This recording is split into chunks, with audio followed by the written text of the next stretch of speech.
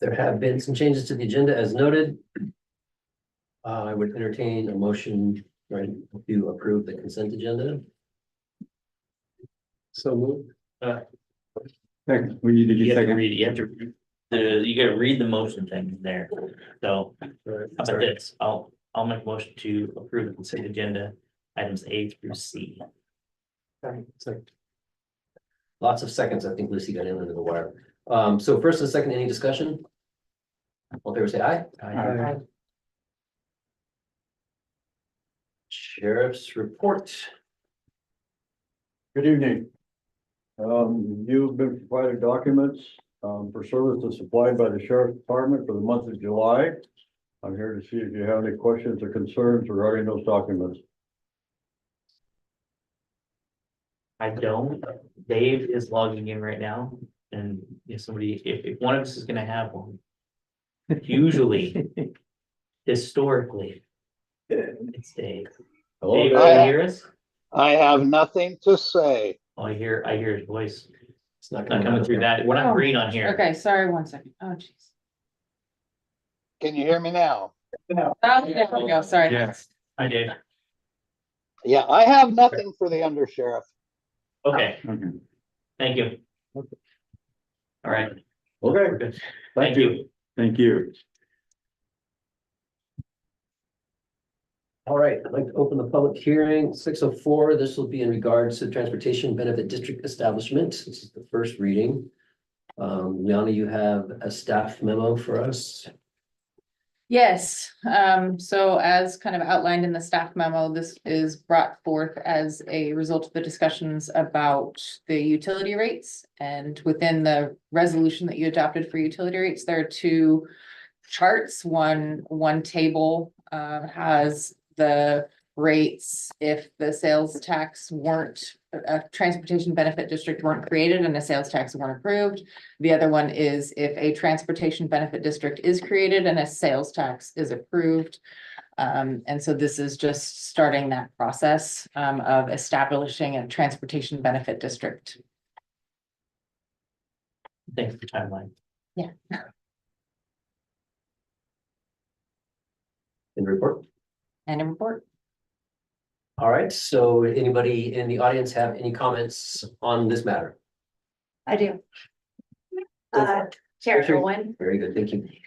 General Mandates Committee Lodge. Obviously, I was here before when we talked about water and sewer rates and talked about how we were advocating for an increase in the sales tax, knowing that we have a lot of people that come in as tourists to the area and would help us take care of the costs or some of the costs with regards to the sewer and water increases that we've seen. So helping us to mitigate some of what's happening for everybody here who's local and all the businesses here by increasing the spend that we get from our tourists. So I'm very much in support of pushing this forward and then helping the campaign to get our sales tax passed.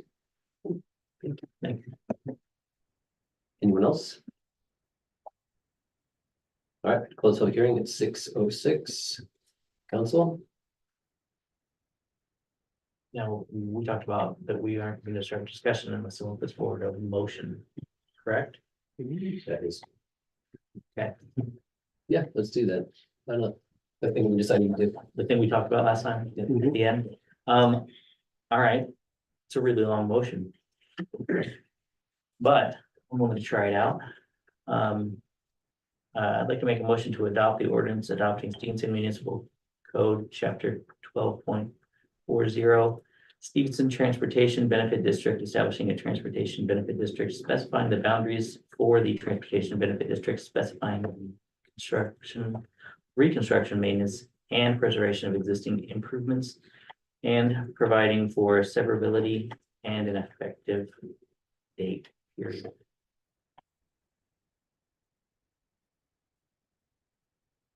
Second motion. First and second. Any discussion? All right. Oh, I have a couple of, Vanna, you mentioned a couple of charts and I wasn't, I couldn't find them in the packet. So, but the question I had, was how much, do you know Is anybody run any numbers, or whoever would have the answer to this, on how much revenue this would bring us in a year, or what's the? So based on what I did during the utility rate discussion, and the charts that I mentioned were in the comprehensive fee resolution that was approved a couple meetings ago. Okay, So it wasn't included in the council packet, okay, but it was about I want to say $270,000 was an estimate on what this would bring in, and the way that the consultants they just split that in half. And that's what the consultants provided 3 different options. One, it went all to water, one, it went all to Okay. sewer, and one was split.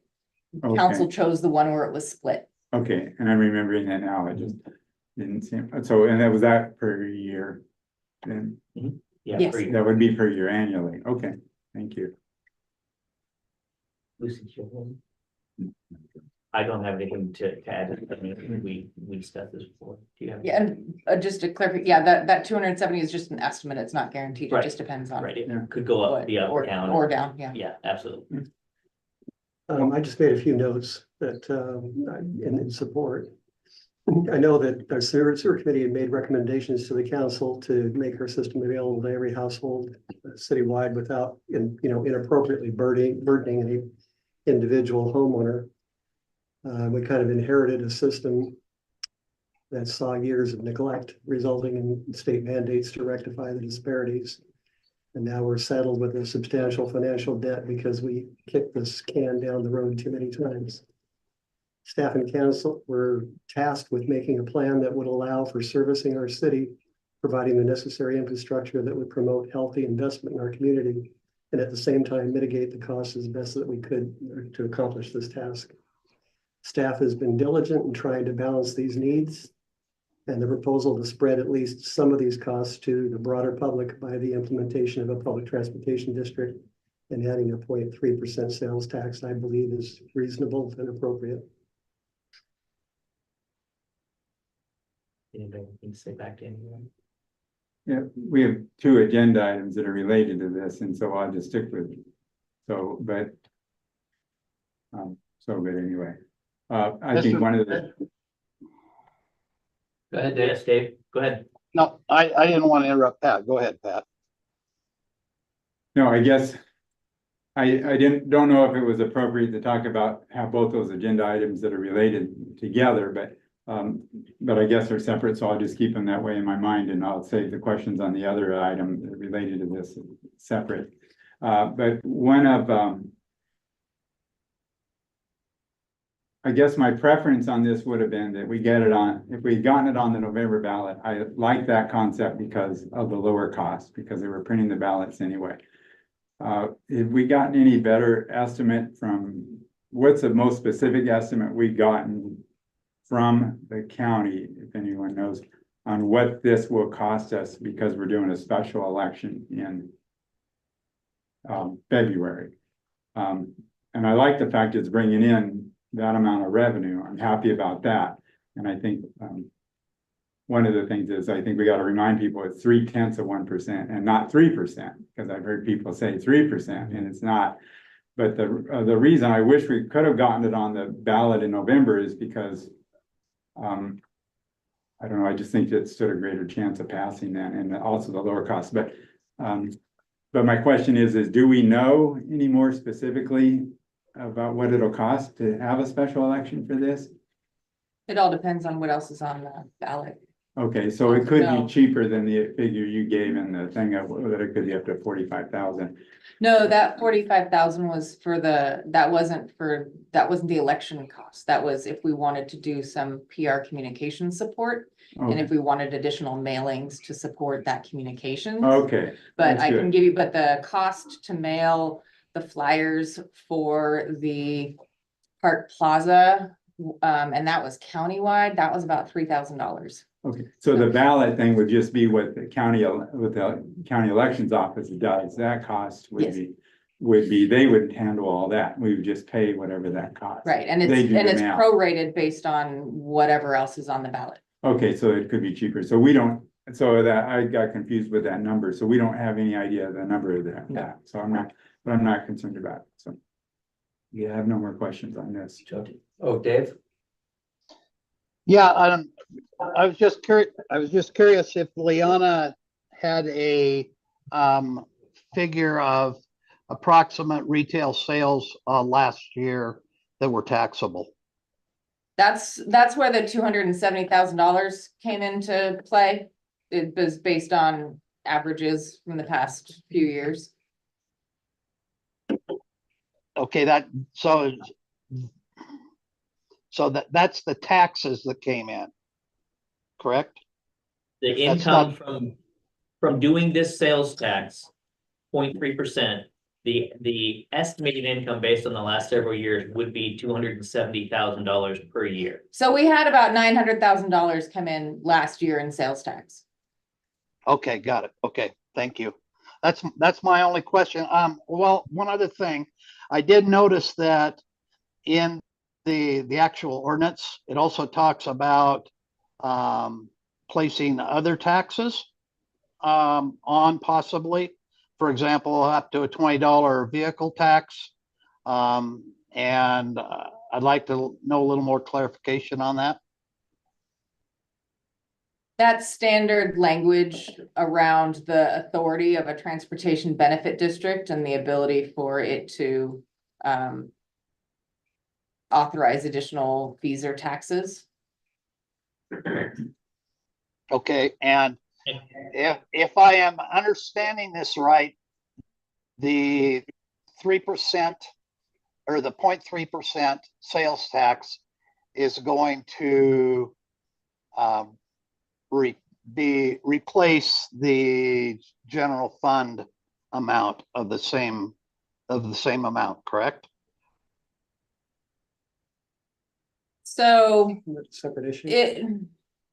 the 0.3% sales tax would allow the city to allocate 0.3% tax that's currently going to the street fund from the general fund and put it from the general fund to the water sewer fund. And so it's a little bit of a shell game, kind of the way the color of money and what can be used where. And so it won't increase the revenues for the general fund nor for the street fund. All of these monies ultimately will just increase the revenues for the water sewer fund is the intent. So the amount that would have gone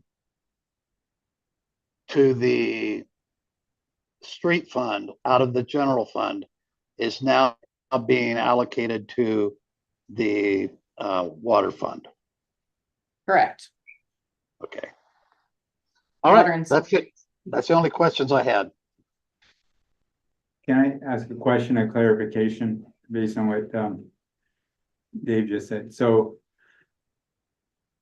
okay, our citizen, is this actually, the vote would be, citizens would be voting whether or not to, within the city limits of Stevenson, to increase the sales tax Correct. 0.3%. Okay, so then that would go up. Okay, but so that is going to bring in additional revenue to us, correct? I mean, it's not just we're taking revenue that would have been in this pile and putting and allowed us to put it in this pile. We're taking the excess. So Yeah. the money that's coming in, that same amount of money that would be going to, right now, that 0.3% is going towards the street fund. Yeah, but it's But going to be, it would be more money coming in, yes. yeah, right. So it's new money. We're It's not new money. taking, It's not just taking change- anything away right. from the existing, We but wouldn't Correct. be I was just lowering clarifying anything because- else. Yeah. Yeah, and one of the things and what I understand too is that layer of government, that layer of the transportation benefit district, that is a legal requirement. It just cannot be done without that. One of the things I think would be important to communicate as we talk about this is that is just a procedural thing that's required. And really the city, from what I'm remembering from last time when we discussed this before, the city council and stuff would be that We are the governing body. So So they're, that language in there. because we don't want people to have suspicion that, oh, okay, you've got a new entity here that can tax us who knows how many different Right, ways in the right. future. So I just think we can have clarity, need to have clarity on that as we go forward with the public. And that process on the city council absorbing that role is outlined in It's in there. the memo, and so that will take place at the next meeting if this is approved at this meeting. I mean, good points, yeah, but that's all. Any further discussion? Liana, just for my clarification, correct me if I'm wrong, but on a $100 purchase, then we're looking at 30 cents would actually go to this particular transportation fund. That's correct. Yes. Okay, thank you. Any further discussion? All in favor, say aye. Aye. Aye. Pass. All right, I'd like to open a public hearing at 6:18 in the matter of the proposed 2024 budget amendments. This is the first reading. Liana, So in the council packet, the way that it's arranged, the first item is the ordinance. The second item is a list of changes only. And then the last document is the combined proposed budget in whole. And so the changes only are a lot of it's revising estimates based on revised actual ending cash balance from the previous year, which then updates the ending cash balance for this year and the beginning cash balance for this year, updating the split of fire costs based on the contract that was approved the beginning of the year, updating costs for projects that have been approved, one of them being the First Street project and the Cascade Avenue project. And then also revising some costs. I think some of them in the water sewer fund were related to telephone and electricity. And in the street fund, there again, grant updates. And the like. all right, does anybody in the audience have any comment on this? All right, I'd close public hearing at 6:20. So I have a question. If our ordinance process has included taking a cooling off period for a month, if we don't wish, if we want to just call it a first reading, this new process that we've introduced would automatically include, it sounds like, a motion. What is the process if someone would like it to go another month? Good Robert's rules question. Yeah, Wait a minute, Mr. Mayor. Amend the motion. You have a- yeah, Or can you table? or what is the motion? Well, unless somebody made a motion. Because if Well, you somebody- currently made a motion to pass the district and then you seconded and passed. So now you either pull that or No, Table no. that. the It budget. doesn't make an allowance for a cooling off period if council wants to go another month. Yeah, we're on a Which we have different been doing. agenda. right. My preference, State your concerns during the discussion period. Well, because yeah, right now we're asking for a motion. yeah, then We're automatically into discussion and it's going forward. If, yeah, when is it introduced, this notion of, let's talk about it and give it a month? No, there's other things that we vote on that we don't have a cooling off period, but with these we historically have. Can I comment? One of the things is when we have a first reading, and ordinarily we're gonna have a second reading unless the council decides not to. Maybe don't have the motion on there, it doesn't, because then it doesn't preclude us from deciding, well, hey, we don't need a second reading on this. But by making I think you raise a good point, Mr. Mayor, because it puts one in a position, if you want a second reading, to be voting against this, just to get a second reading. And then what if that's not one's sentiment to be against this? I just don't like voting no on something that I know I'm gonna probably eventually support, but I just want more time to study it. So that's why I appreciate your question on the protocol here. Kind of depending, you put the motion on the floor and when you go around listening for discussion, somebody expresses a concern about maybe wanting to postpone it at that time and then maybe amending the motion.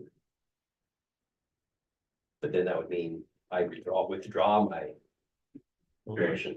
No, you can table the motion, motion's not gone away, you just table it till next meeting. I like that, I like that. Okay. All right. All right, now that we got that out of the way, All right, so how about this? Then we'll start it with, I'll make a motion to approve the ordinance amending the 2024 budget as presented, period. I'll second it. And now we have discussion and then. now we have discussion. Let's see, it looks like. No, Pat no, started no, last no, time. you just had a second, so you actually have to discuss and then vote on that motion, or withdraw that motion and make it as a motion to table. Yeah, after the discussion, so someone, After this. You just put the cart before the horse, yeah. okay, so you have the discussion and then the person that made the motion could withdraw it if they chose based on the discussion, is that how? Well, it got seconded, so it has to either be withdrawn, Right, and then the that's second has to support, the same second has to support the withdrawal. All right, This that's fair. needs some work. We do, we need to type in a way that we Yeah, hadn't thought about the ones that we want to Yeah. carry over for. Yeah. But the understanding has always been, there's an opportunity for a cooling off, but if everybody's in agreement, why are we putting it off? Sure, that's fair. Yeah, and and that's a good question. I look at this as an opportunity to learn that budget better and to know what those numbers mean. And I totally trust the staff on this, that they are doing a good job and that these are all necessary. But it's an opportunity to really dive into those numbers and learn them.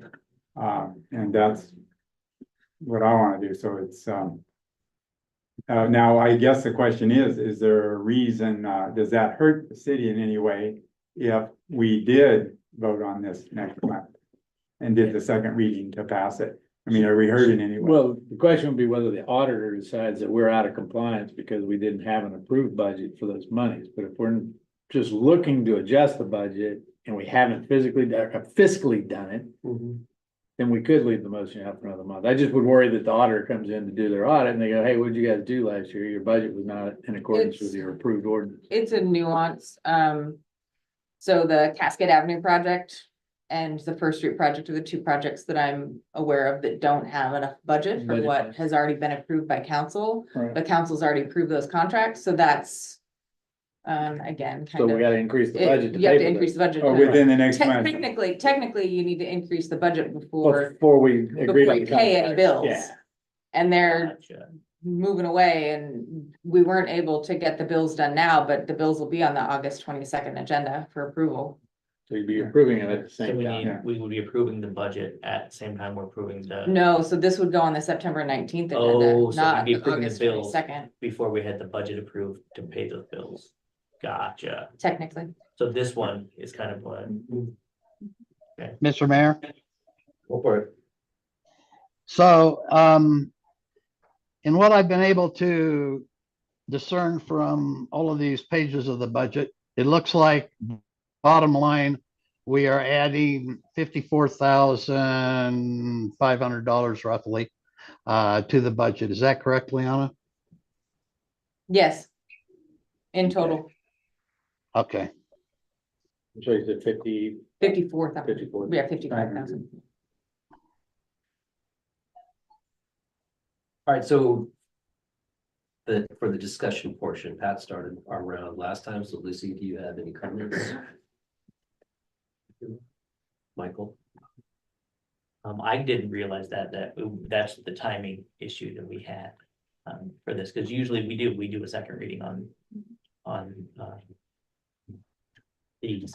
I did go through this one and I don't really have any major questions about the changes. The changes were kind of what I expected from what we've discussed going through it. So, I didn't see anything that was that jumped out to me. It was like, oh, Yeah. I didn't see that one coming, or what's that mean? So those are definitely things I knew we needed to pay those bills.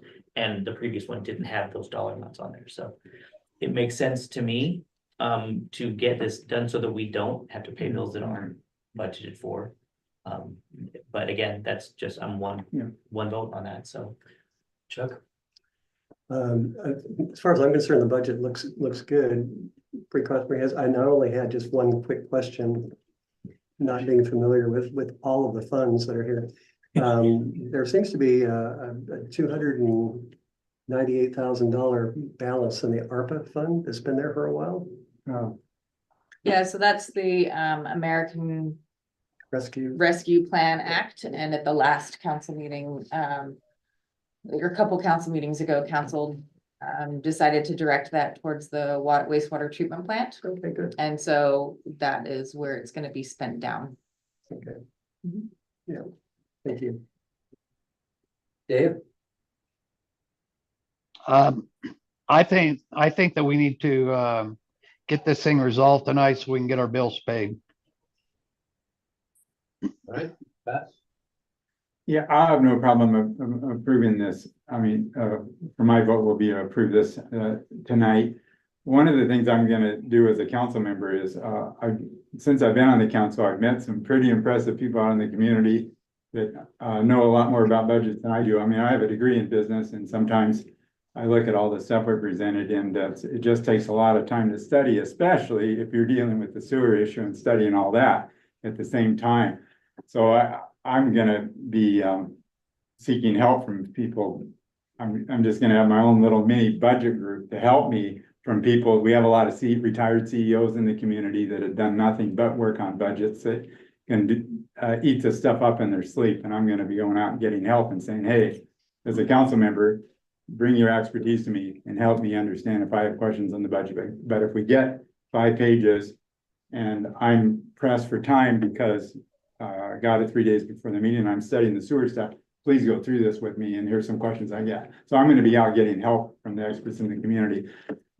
Just because I think I, as a council member, not to micromanage the staff, but I wanna know where every penny's going and why, and understand it a lot better than I do. And that's on me. So, but anyway, I'll be voting yes to approve of the changes tonight. Any further discussion? All in favor, say aye. Aye. Hi. Don't make it sound like an afterthought every vote. Okay, Unanimous passage on the budget amendment? Unanimous, okay. all right, so we are gonna revisit the sewer ordinance update. We have a memo and Ben is going to need a bit of a discussion to see if we can get to the finish line on this. So are you can take the whole thing or? I'll give it a shot. Yeah. So you guys have been talking about, or you haven't been talking about, but you have been talking about the changes to the sewer ordinance for about a year now, a little over a year now. Usually for these deep dive policy issues, you're able to rely on the planning commission to do a lot of the heavy lifting, sift through things, balance out different interests and provide you a recommendation. You don't have that luxury with the sewer ordinance discussion. This has been one that you've borne the burden of. And that's hard. I know you've got a lot to do in your meetings, and so I'm acknowledging that you do have to go do the deep dive in this, but I want to help you move through that kind of quickly at the strategic level. So I've got an assessment of this in the start of the memo about how this relates to the strategic goals that you have all set. I want to try to do that for others that come up too. If the planning commission makes a recommendation on some change, I'll try to put that in here to give you that high level look, strategic review. The sewer ordinance establishes a lot. It's 45 pages, or the draft currently is 45 pages long. I don't remember how long the existing one is, but it's 43 or 45 or right around there too. One of the things that it deals with is when connection is required to the sewer system. The existing ordinance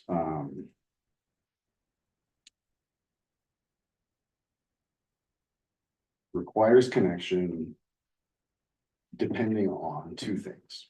whether the property is developed, yes or no, whether that's developed, and its location and proximity to sewer lines, so 300 feet of a sewer line. There's no incentive to connect, and there's no, there's no incentive to connect. There is a penalty for failure to connect once you've been told, and that's a compulsory connection. Meaning, and as we've been talking about here, meaning Carolyn is seeking a judge's order to hire a contractor to dig through individual's yard to provide a connection between the home and the system and making that connection. That's the penalty right now for failure to connect. That's not something that's we believe the community would tolerate. And so seeking some solutions to that was one of the reasons why we started moving forward with this process. So staff developed a draft of an ordinance. Well, let me take one step back. That existing system, that property owner who is now told they have to connect, the connection requirement just happens to them because a sewer line is now where they are. That just happens to them. We wanted to change that somewhat in the staff draft. And so in that staff draft, the connection would depend again on whether the property is developed, yes or no. Its proximity, and that proximity was whether you're in this defined area that was an urban reserve where we believe that population growth could occur at a denser level than in areas that are outside of the urban reserve. And then also whether you're within 300 feet. It also added something about whether there's a change in your need for sanitary service. And so are you expanding on the property, doing something that would require an expansion of a system as a new system, or does an existing system need to be replaced? Those were factors that were used to determine whether a connection was required. In that proposal, again, the penalty was compulsory connection. If you've been notified that you have to connect, you have to connect, or Carolyn goes to seek a judge's order to bring a backhoe into somebody's front yard. It's still there, but in this case, the connection requirement exists in a predefined area, so it's not changing all the time based on what's just happening, and it's based on that individual's choice for what they're doing with their property. And so instead of just happening to them, it's a result of their own choices. That is something that we put forward to the community, and the community didn't like those changes and wanted some additional discussion on it. That led to the committee and the committee's recommendations there. The committee's recommendations were even more nuanced. And so now your choices for connecting, and they were clear that that requirement to connect was one of the big problems with this, is that it's coming in and saying you have to do something. And so the way the current draft is you have choices when it goes. Those choices, or whether connection is going to be required of you, is going to depend on development, both in is it developed or is it not, and then also within 5 different categories of development, it's treated differently. Proximity was limited to just adjacent to an existing line. It's not the 300 feet. It's not tied to land use plans, and then it's also based in that change in your need for sanitary service. So expansion, enlargement, or it's new. And the committee also recommended some more novel ways to deal with financial aspects of it. So instead of it just being a requirement to connect, you now have choices. If you choose not to, there's no penalty associated with that. In fact, there's an incentive that's recommended by the committee to waive the SDC higher level. For 3 years. Yeah. And your choice not to connect still has some repercussion that you'd be required to pay some proportion of a normal bill for that, the standby fee that we talked about. And so the committee recommended those things. The committee was told that, hey, we've got to get legal analysis of some of these novel recommendations. We now have that. And so the legal analysis that we have urges caution for the standby fee. There have been several communities that have tried a standby fee related to this. And so you're in a place where you're balancing what the community has asked you to do with cautions from legal counsel. So again, there's caution for the standby fee. And then there's caution for the SDC waiver, that would be a gift of public funds if it's to somebody who is not poor or not infirm. We asked legal counsel to review also as an alternative to the standby fee, calling it a fine or a penalty. So this would mean that we're going back and explaining to the community, look, we tried to do it as this optional way, and the options associated with the fee. That's not, we don't believe that would stand up in court, but the solution is to require you to connect, but have this easier path than just compulsory connection by a court order. They would be a monthly bill or a monthly fine incurred. And so legal analysis of that also urged caution. Since that happened, or since this memo was written, you guys also received public comments that calls into question about how much caution is urged for that. And so that's kind of where we sit right now with things. And I've got some propelling questions that are preloaded there, and my computer just went to sleep, but I want to give it over to you guys to really deal with those propelling questions, knowing that you're not in a winnable spot right now. You're either going to have to go out and explain to the community why you can't do the thing that they were asking for. Some of that can be, we can't do exactly that, but we can achieve a similar end. And some of it could be that we can't do that. Sorry, you had asked for that. Or you say, you know what, we're going to listen to you right now, and we're going to risk having to refund any monies that we collect and defend our action in court, and or defend our action in court to get to that point. So you're not in a good spot, and it's worth discussion to see exactly how you want to get out of this spot that you're in. I have a question for Robert. Did you get Rick Jessel's? I did. Letter? Give me a packet. Okay, did you go through the RCW? I did. Okay, I recited it back. well, the RCW 0.36.67.190. All property owners within the area served by such sewer systems shall be compelled to connect to their private drains and sewers with such city or town system under such penalty as the legislative body of such city or town may by ordinance direct. And that's when it's available. The question comes down to the term available. And that's, So is the 300 feet available, 100 feet available? How do you change that? We changed Available was running. against the available was property. the Right, and property. so then the I question didn't comes back to council. Sorry, go All ahead. right, I want to up level it because this isn't going to be productive if it's Well, I just- think it's just productive. I'm listening. Go ahead. just that. So what do you all want to achieve out of it? And we will work as hard as we can to achieve what you want and to make sure that it stands up as well as possible. Okay. So there was one other comment, there was a three-tiered question that for legal purposes that the city had the burden the city had to meet in making those assessments to property owners. Well, there's a test to determine whether or not what you're charging is a tax. And if it's Right. tax, it's unconstitutional. Here, the question is, you can call it a fee, a penalty, fine, whatever you want, but if it's deemed a tax by the courts, It's not a tax. it all falls apart. So the question there though becomes, is the person that you're requiring to pay the fee, the penalty, or the assessment receiving a benefit that they should be paying for? And that's what the courts come down to, and they say, if you're not receiving a benefit, it's just a tax.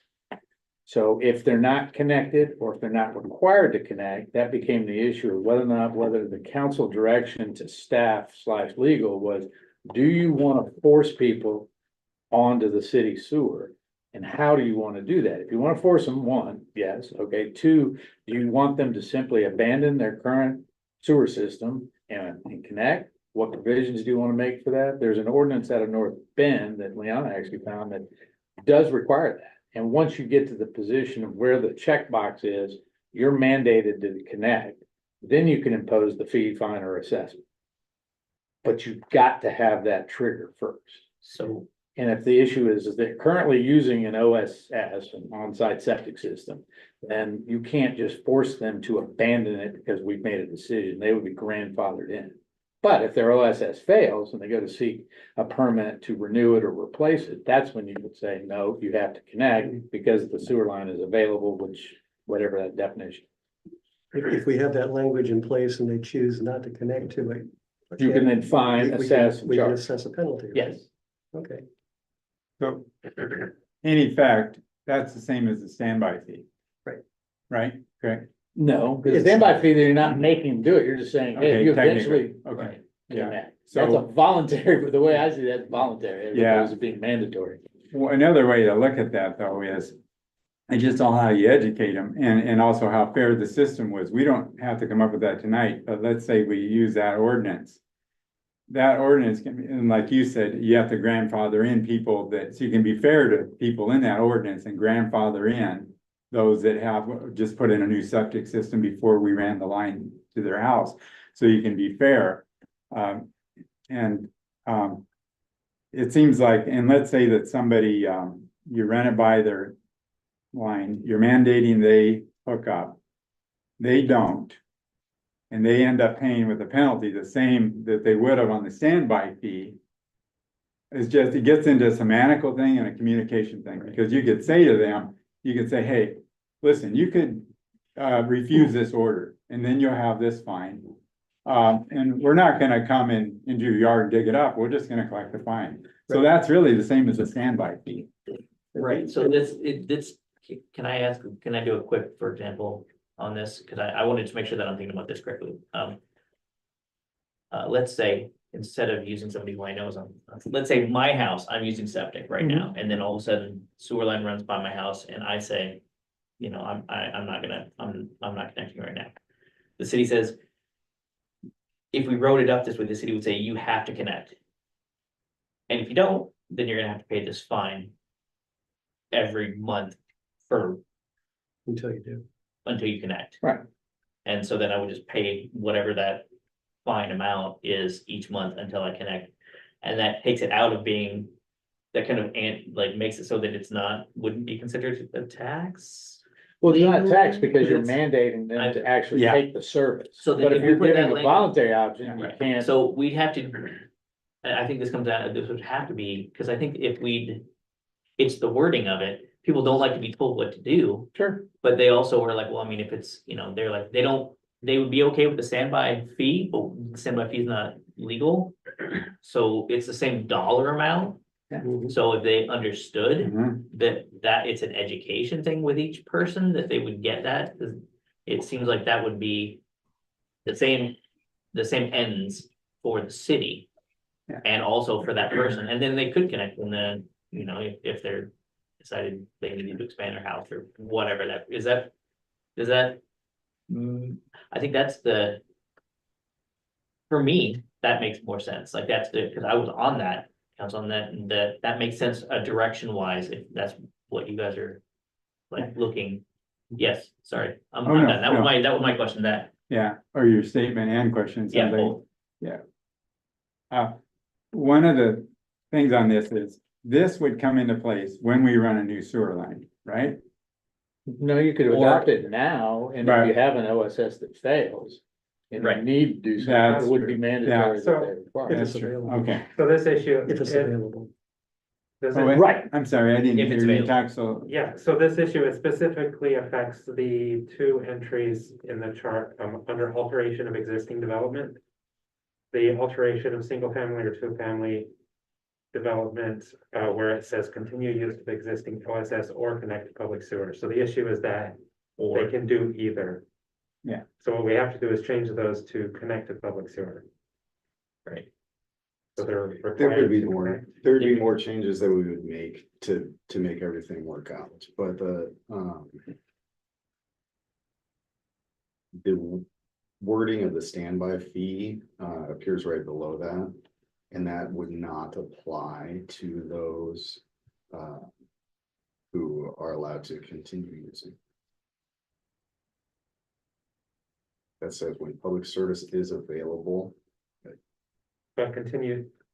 Yeah, continues to use an I'm existing sorry, one. so yes, that would, you're right. And so we're changing this from wastewater disposal options back to requirements. Mhm. And the reason why I'm trying to clearly put this forward to you all again is holding this whole, is that you've been having a conversation with the community saying, we get it. Requiring sewer is a step too far. We appreciate your understanding of the financial situation, everything it is in, and the idea for a standby fee. We don't believe that's gonna stand up.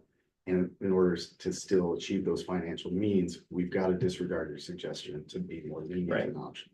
And Those I think it's the verbiage of being more lenient, because we're not changing, like, we're still not gonna dig their front yard up. Yeah. Without them wanting to connect, it's really the verbiage of how we get to the same end goal that needs to change, that would be changing, right? Yeah. Okay, We have to remember what prompted the sewer committee, or part of what prompted it was when we made it mandatory to hook up to the sewer, I mean, we no longer have the moratorium. Okay, Mhm. so that was one of the big things that didn't go over. So we don't have the moratorium now. So let's say that there's an area unserved by sewer lines, they're not gonna be affected by this until we run a sewer line that they're nearby to where they that's their can, lot, yeah. and actually they benefit from this because we no longer have the 300-foot criteria that we have now. So there are Right. some pluses to the community on this, and what Robert said, and I'm not gonna try to find the wording of it now, but if we're take into consideration and we're fair with the grandfathering in of somebody that just put in a new septic system, and they and then we run the sewer line through by their property a month later, and they had no warning of that, they didn't know it was coming or whatever. In other words, we can be fair to this, and in fact, let's just say, well, the way you wrote this is compulsory. Well, you could even have, whether it's the wording's in later, you could even have, hey, if your system, I mean, in other words, you can figure out what is fair. And so I was curious if I don't know if it's proper to ask Robert to expound on it, but when you said they'd be grandfathered in, what did you mean by that? I mean, in other words, if I have a system or if he has, and then the sewer line runs in, what part do you view as grandfathered in under, if this? I'm not gonna, again, I Yeah. want. No, We will but work this part out in the drafting Well, of but everything to make sure I- it works, but we need to know what what ends the council wants to Okay. achieve. And I don't want legal counsel giving on the fly. advice. okay, but you're asking us to give on the fly input, and I just wanted to know what he meant by You're that. talking about the existing development entry? I'm talking about what Robert said, I wanted to. Yeah, so while we're talking about existing development, public sewer becomes available. So currently in that document, it says continue use of existing OSS or connect to public sewer. So the choice would be require them to connect, even if they're not doing an alteration or expansion, or just allow them to continue to use the existing and don't find them. That's what, if you are asking for direction, just as one person here, the direction I'd want is that they can use up a good part of their system before they're mandated. I just don't want somebody to put in a new system. I would agree, if they're not expanding or altering the septic system. Yeah. Then I don't think we need to require connection at that point, but if the Yeah, septic needs to be replaced or something, then that would trigger a requirement to connect. Yeah, because that takes out a lot, the compulsory. A lot of the compulsory stuff is gone for a lot of these people, in other words, a compulsory is only a worst case scenario. Your thing fails, you can't just, right? Yeah, you can't collect the fee from the people who have perfectly fine septic systems they're not altering. Yeah. So, Mr. Mayor? Go Okay, ahead, Dave. Yeah, I guess this question would be for Ben. Didn't we have in place where if I had an existing system in the ground and we ran the sewer line by their house, wasn't there for them to hook up at that time, wasn't there like it was an 80% cost or something like that, as opposed to a full cost of a hookup, which would be incentive for them to hook up at that time rather than wait until their system failed and then have to pay the full price? Wasn't there something that we talked about with that? Yeah, the SDC fee waiver is one that I'll wait to talk about a little bit more once we get further along with this, the fee or fine discussion. And then there was also part of the recommendation of the committee was that fee or fine was something less. The specific recommendation was 50%, but that's not something that staff could find a way to really justify as just a 50%. So something less than a base fee, than a monthly base fee for that 3-year period, or a Right, 3-year period. But what I was talking about was if I as a landowner, they're putting the line through the front of my house on the street, was there not an incentive for me to hook up at that time as opposed to waiting? that's a system development. Yeah. Yeah, that's the SDC waiver, Dave. Okay. Yeah, That's it, or reduction. yeah, which Ben said we were gonna get to. So Okay, all right. we were just Thank you. covering the standby fee, that whole discussion there now, because it was. Yeah. Because I have the same things. Thank you.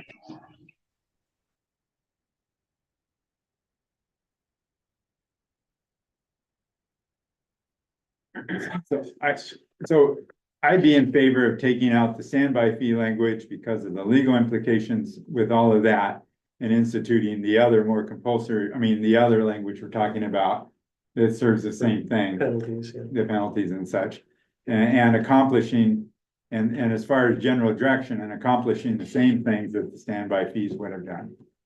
So that is where I'm at as one person. if you're gonna require a connection, you have to have a way to enforce it. One thing we do with the planning commission, just without words, is when something goes around, if you're generally supportive of that, thumbs up. If you want to keep talking about it, thumbs down, or just neutral is thumbs to the side, which means continue on. So that's got this that says generally in favor of that. Michael is too, Chuck. Okay.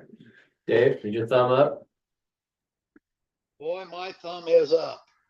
Okay. So the other part of the discussion that I heard come out of that is not just changing the lingo and being prepared to explain to the community or the committee and the public that's been part of the discussion why that changed and why we're not specifically going with it, but also reducing who that pays that penalty or who pays that fine. Limiting who does that. Well, if you're not gonna require people to connect unless they're altering or replacing the sewer septic system. Then you wouldn't be able to. Yeah, so, yeah. And So is it is that- gonna reduce the number. Is that the outcome you want? And you understand the financial health aspect of it, and you're ready to move forward with that. There's a trade-off, but Well, and in answer to your question, do I understand the financial implications of that? I would only understand that if I had numbers. You understand that there's an impact to the financial health strategic priority related to that there'd be less collections. Yes, Okay, and you're prepared for that trade-off.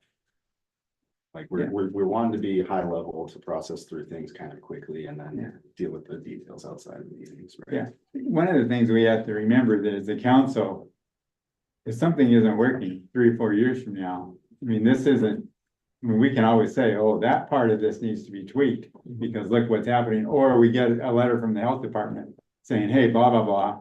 Or I mean, if things change, well, we can be looking at things, right? It bears a little discussion, and I'm not gonna weigh in on one side or the other, but just kind of pointing out the fact that if somebody's got the resources to do improvements to their property, even though they might not need an increased use for their septic system and choose not to upgrade that, that we shouldn't be compelling them to connect to sewer.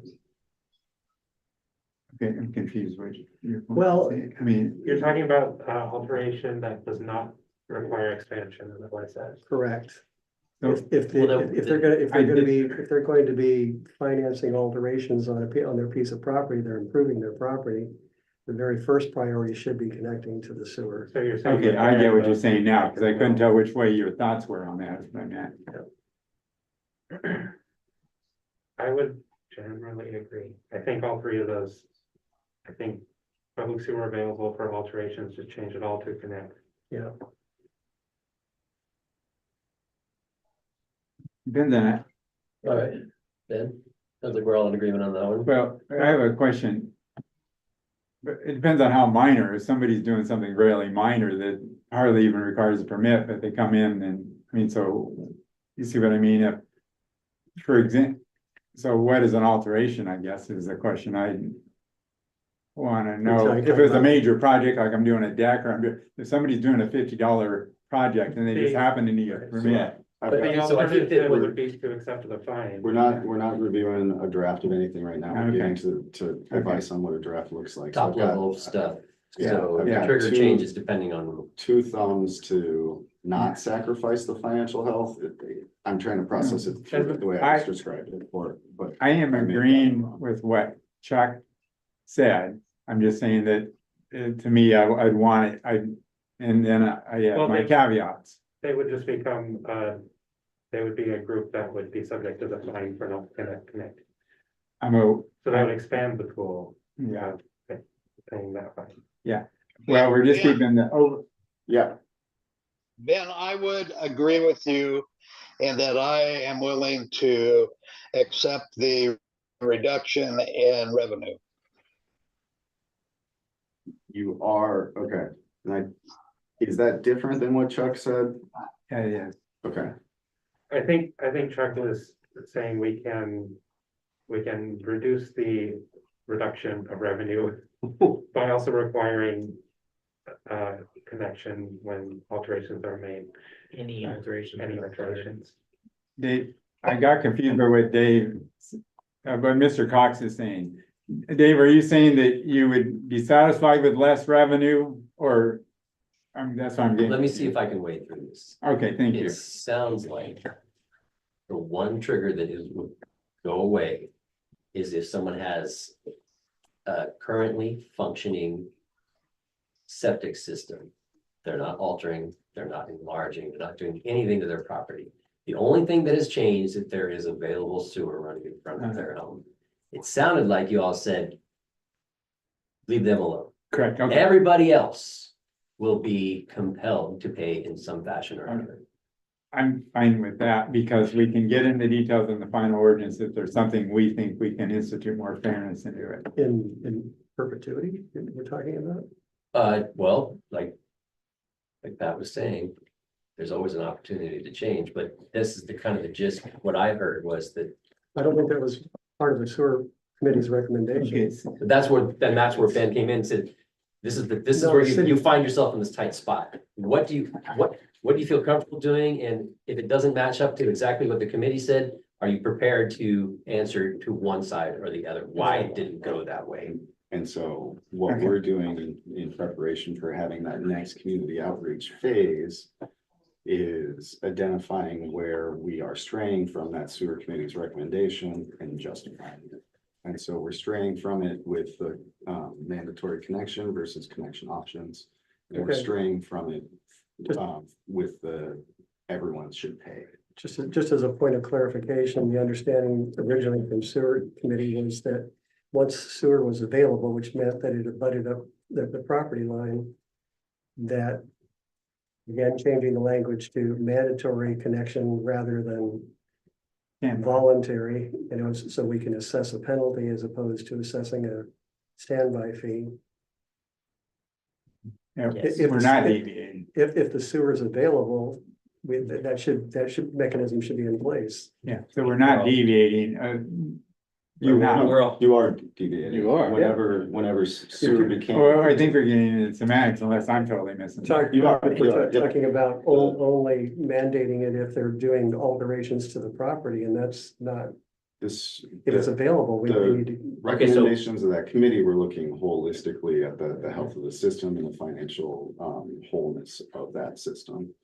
And their recommendation was when that sewer line is available, then that standby fee comes into play.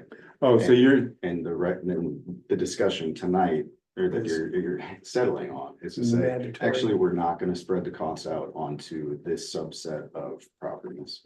The cost is gonna be borne by these other properties. And that- No, And so that's different from the sewer committee. that which the challenge subset, is on us then to explain why it is, That if sub- that's where you go. that subset, this is where maybe we need to have a whiteboard and where one thing at a time and it's on the whiteboard. And I know that you do a really good job of finding those lines in the packet. But that subset that you're talking about is where if you have it, if it's available and you have a septic system, we're not gonna make you hook up and it's working, right? That's what you're talking about. no, I'm saying that The you opposite. should. he's, You he's should. Saying the he opposite was on of the that. committee, he's saying basically, we're gonna, if You it should- runs by your house, It's, if it runs by your house, no matter what, you are required, you're to required, connect. and then we will do And if you Fine. don't, We'll We'll get with your money. penalty, a, right, yes. there'll be a penalty each month. We if won't you- drive an excavator onto your property right, but we and will scoop find out the dirt. We're gonna put it on your bill instead. The only people that are excluded from that are the people that don't have sewer available to them. okay, And if you only make it for people who are doing like alterations, then you might as well not have a fee at all, Yeah. because you, because Well, that, yeah, like you would just do it as, you would just require the connection as part of the permit, like. Yeah, there's no reason to have a fee if it's not. okay, so that language that we talked about earlier, when we went around and said, is everybody in agreement with?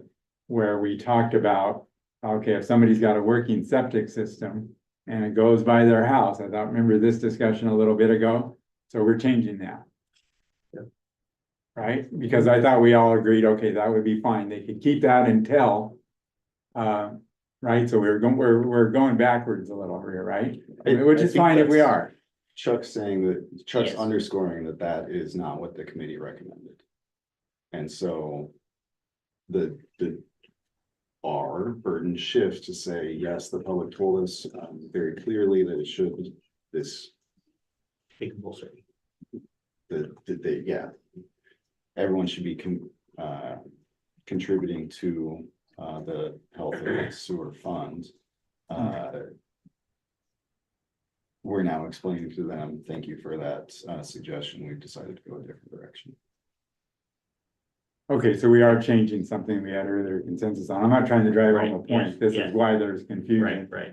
Uh, So basically, we're simplifying the table to, if public sewer is available, everybody has to connect. Yeah, and I think that the question you're answering now is when they say, or what? You see, Yes, Penalty. exactly. Right. That is the question, or what? and the or what is, there's fine, Do you want Carolyn to drive an excavator, or do you want them to pay the money? Like, and I'd rather not have you drive an excavator. That no, was a big no from everyone, hard no. hard no, hard pass for that. So it's the or what, that doesn't include a mandatory physical connection, then it becomes, how are you going to get the money? What are you going to call it? The only way you can get the money is to require it. Right. Yeah. Yeah, so the part that's Right. going away here is, what happens if they do a remodel or come in file for a permit? So that totally That goes doesn't away under what matter. we're talking Correct, about. that wouldn't matter at all. Okay, you can see where there was confusion there yeah, I because do. we went all the way Because around of and then what we reverted back. previously talked about Yeah, in the I committee. do. Yeah. Dave, I heard you say, Yeah, you'll keep, I'm concerned about government overreach and the ability of a property owner to have a currently existing septic system.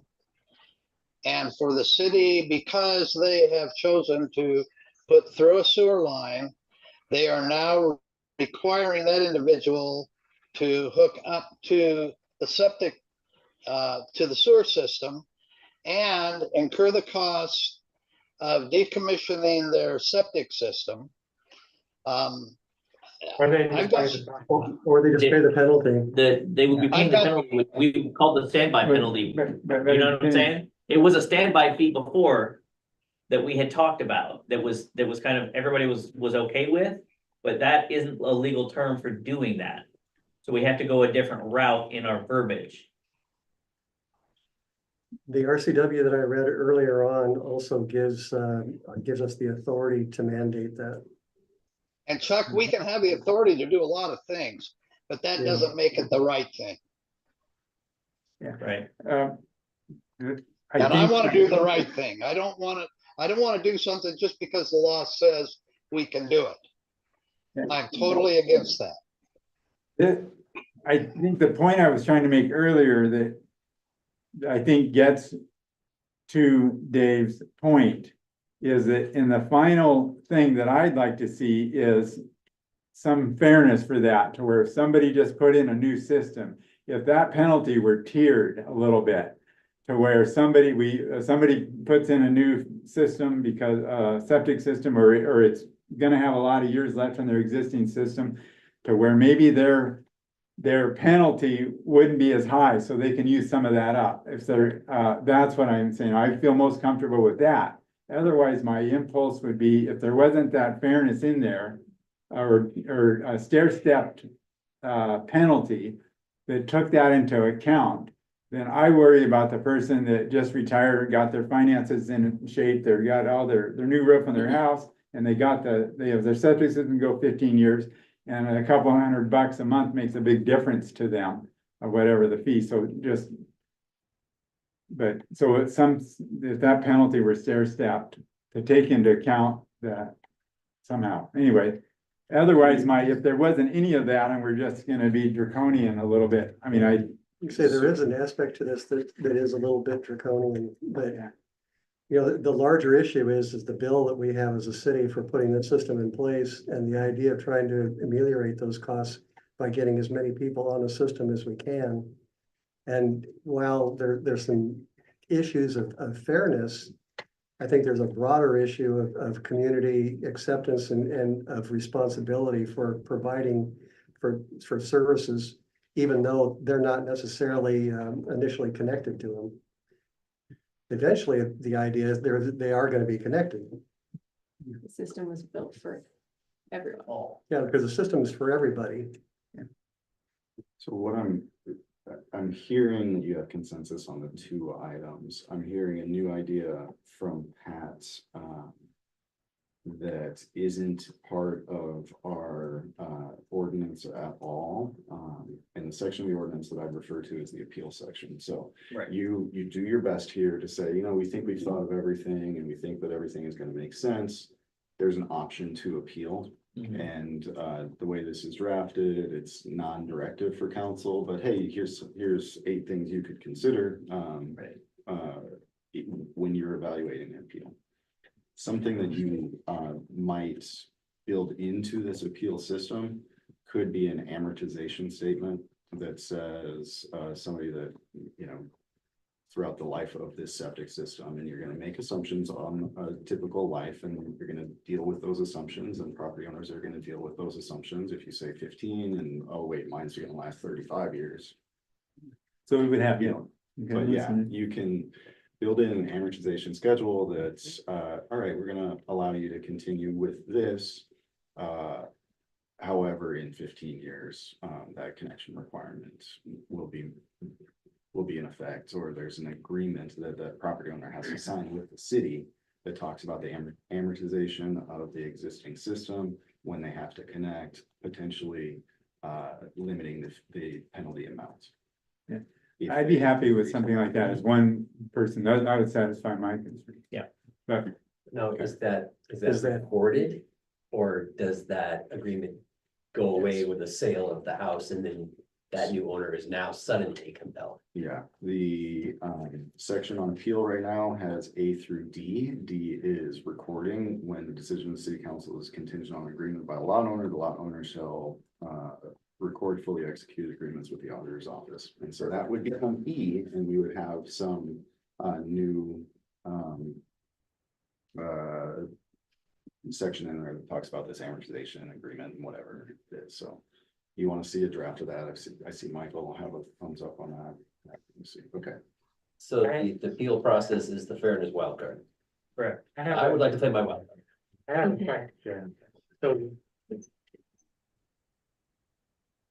Is the appeal about the requirement to hook up or the fine? So they're appealing the fine? So I think they'd be appealing the requirement, correct? But then if they win the appeal, then they wouldn't be assessed the fine. For for When the appeal is to the city council, the city council is reviewing that and deciding whether to grant it or not. And as it's currently written, when a connection is required, that's when the owner may file an appeal. Under the new system that we're developing, connection is going to be required, and then part of the appealable thing is it can be that penalty. Yeah, I just wanted to clarify that. If the appeal is granted, they wouldn't be assessed the fine. Or required to hook up. Or, well, if there's a tiered approach based on that, there might be, it'd be less of a fine if their system's older. I mean, I think, As we can as- meet it kind of where it is. As I'm picturing it coming together in my head, it would be the fine scales differently over time, based on the amortization of the system, so that at the end of it, they're gonna be like everyone else who didn't have successful. Ben, Yes. I would, okay, Go ahead, Dave. yeah, Ben, I'd suggest maybe putting in there something about an inspection of their system. to verify what they tell us. You mean, Why wouldn't that just be a burden on the lot owner? That- If That's they're what gonna appeal the that's what fine, I'm why saying. are you burdening the city with having to do that analysis? No, I think he's saying this, part of the They're- process is they have to get an inspection. Right, yeah, And report that to It us. is part- they would get. they would wanna It's do part that. of They their wanna show you where they fit on the amortization process. schedule. Yeah. Okay, I'm sorry, two people were talking at once and I didn't hear it. Yeah, I think he's just agreeing. Okay, we're processing through. Good job, everyone. So I think we've got all that sorted. We added more nuance, and more nuance means more complication, which means more to explain to the public, but we'll be prepared to do all that and focus on those financial. And Well, I think we can stand behind that. Yeah, and that- Talk to committee members and whatever. because the operative word is the net effect of something is the same where it is, so the net effect of we've not is the same. Yeah. Those words. What do we need? What's next on this? Does, let me go back to tie those other two together. So if there's this appeal and amortize for who's required to connect, does that mean that you still want the penalty to apply to everyone that it's available to? You made 3 decisions of this, saying that these changes. Okay, and then so now we're going back on that second one to say this actually shouldn't apply to this subset that's not doing anything to the property. What do you The mean? penalty amount. Which part? Yeah, I would agree with Chuck on that. So give the conclusion of that, because we're agreeing with Chuck on what? I mean, I think I know where we're going, but the That fact we're bringing it up again and circling that around. sewer is available, everyone's Connects. required to connect. Okay, yeah, Yes. right. That's we changed from what we had agreed to earlier. The appeal is Is the out. The nuance. is the new out to that. Yes, Okay. yes, Yeah. yes. Okay. But from a legal standpoint, the appeal wouldn't be as to whether or not they can say, I'm not going to connect. We have a statutory right to mandate that they connect. It would only be on the dollar amount. The appeal will be on the fine. Yeah, Because they'd have to connect. It's just like, well, but I don't wanna pay $50. I wanna pay- All right, good job, doing those. The other thing that was suggested by the, sewer ordinance committee was to have an incentive. Hey, it's now in front of you. This just happened to you. If you choose to connect, we're gonna waive that SDC. Legal analysis of that says that doesn't seem to comport with our constitutional limitation to where we can only give public funds to the poor and infirm. Gift giving. What's our definition of poor in this case? The Constitution didn't define it, so. Oh, we're it's clear case then. law, but We tend to So use the low to moderate income. It's low to measure. moderate income is what the case law is. So it's kind of up to us. One I of, guess well, there was more. Go I ahead, guess Dave. my comment on that would be then time and materials cost only. Okay, I'm confused. He said, the, I heard. In what you other said. In other words, rather than waiving the cost because we can't, we will charge only time and labor or labor and materials costs to put it in, as opposed to a set, say we've got $7,500 for a connection fee. Well, it may only cost us $3,500 to put it in. So the $3,500 would be the amount of money they would pay. Can we handle it the same way that we did with the mandating the connection, that we just mandated a cost that they could appeal? Well, wait, but before we get to that, yeah, we might not get to that because there was another part to this that I think we're missing, is that the risk to the city legally was a lot different between these two. This one had a lot, the SDC stuff language had a lot lower risk because those that had standing, well, they're benefiting and they're not gonna sue on something they're benefiting. So our risk here legally was a lot lower. And the only reason I interjected and want to get that in there is while we did not want to take the risk on the standby fees, which it's a lot safer here. Yeah. You know, so then we don't get into the weeds as much if the council were to accept that and say, we'll accept this risk and we'll leave that alone for now. Well, Ben, waive the SDC using the same metric that we always do. Are you poor and infirm? Like whatever the scale is for poor. Yep. No SDC charge for you. And I mean, honestly, that's not gonna happen. Nobody's building. Yeah. Nobody's connecting that's poor. What's the, But for affordable housing complexes, it could be reduced. Yeah, for your commercial project. what's the legal difference technically between a tiered fee or a reduced fee for a certain situation that may not involve a poor person? Well, it can't be disparate treatment.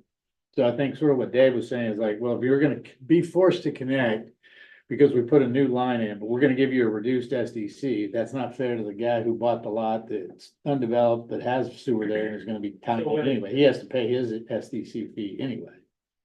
So I'm it's wondering, disparate treatment.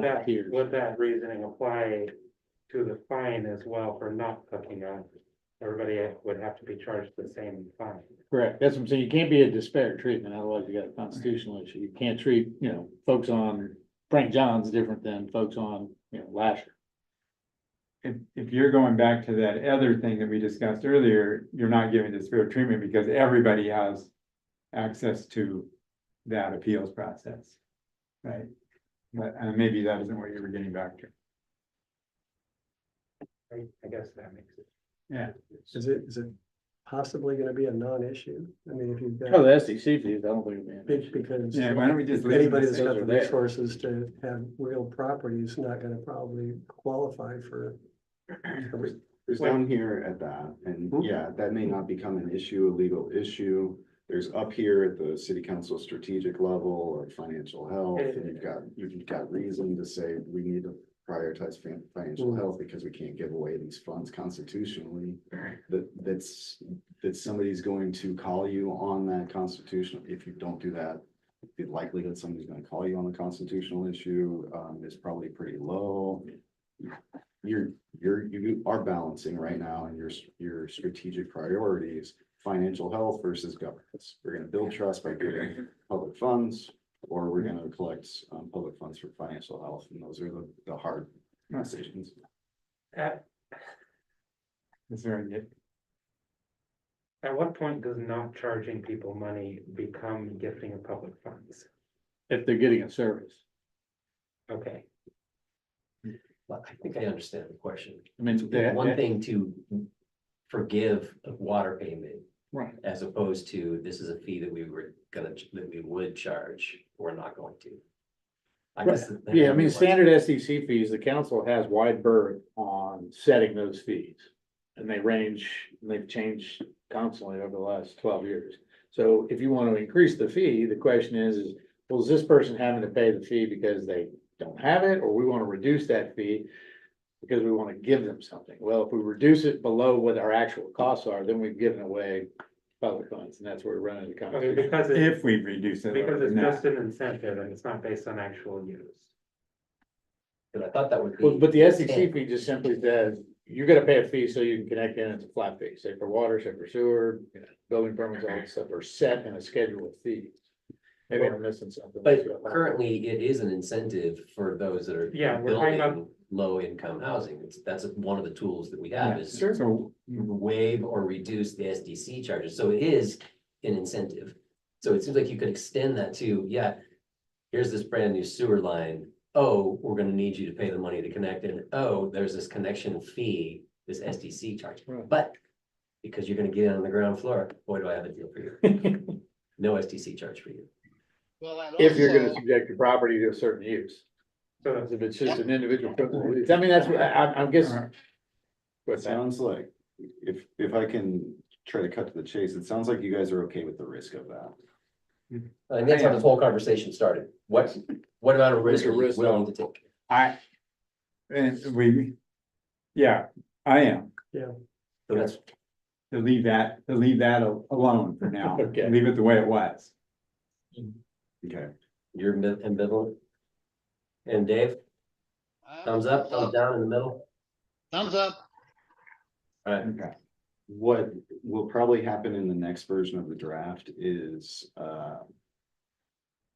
some clarification in there, to incorporate some of the legal counsel that we did give, or did get on this. And so I'll review that more specific, well, it's not legal counsel, it's, reference to an MRSC article about that. So even with, well, what they talk about is the clear one where you can give public funds to the poor and firm, so affordable housing.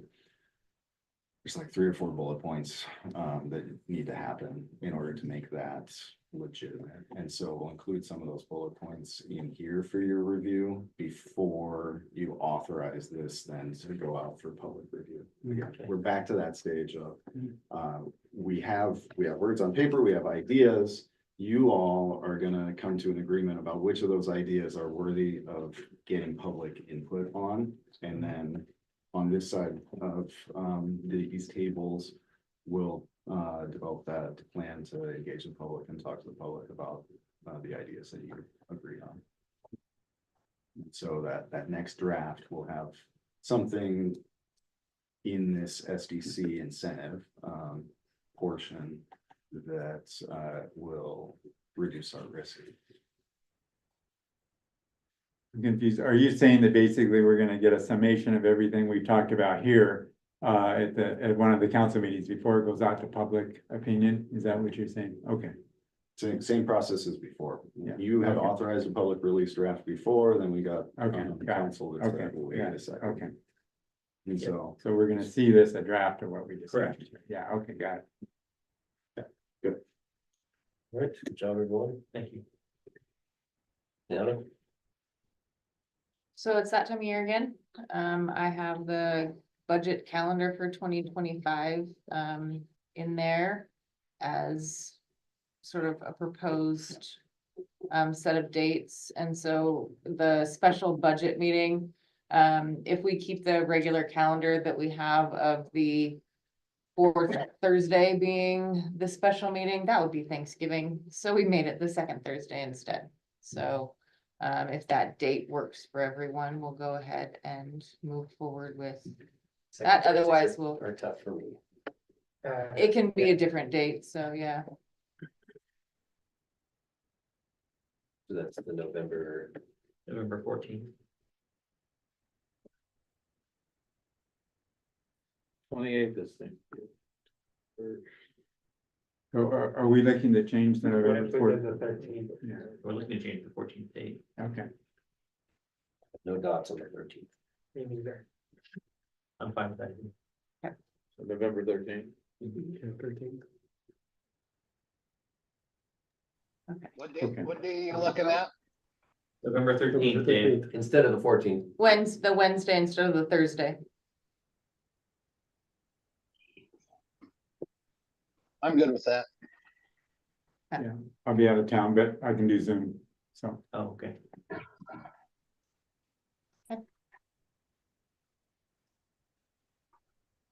All right.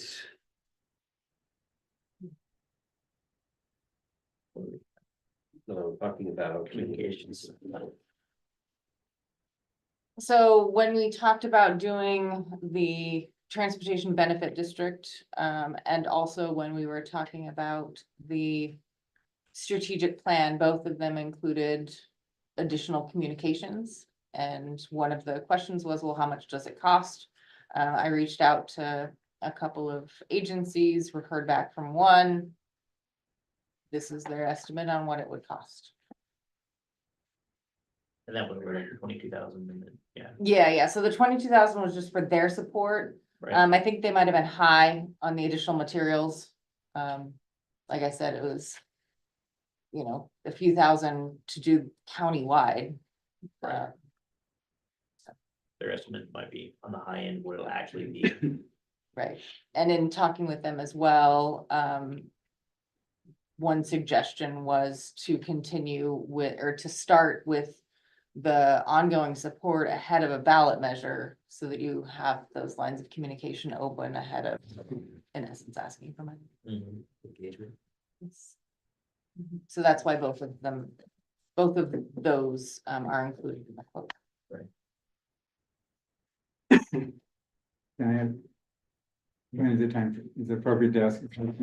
So I see under the memo, let's see, while the cost will be billed on a time and materials basis, the general communications retainers for the work above is. And then $6,945 a month, or $83,340 a year. But then below it, I'm just trying to clarify in my mind what those two numbers, those two different paragraphs on numbers before. Then the ballot measure has an overall cost of $22,500 with a possible cost of $45,000. So are those two costs, I mean, are those separate, different costs, two different amounts, or? Yes, separate Okay. amounts. So the Okay. ongoing support would be, it's on. I mean, I just have the export of the original. So of their quote, it's page 20 of 28 has their retainer of about 7,000 a month. And it lists what's included. Right. And then the next couple of pages, it talks about the estimated grand total of $22,000, excluding extra fees. Right. And their extra fees, they say would, you know, they recommend $45,000.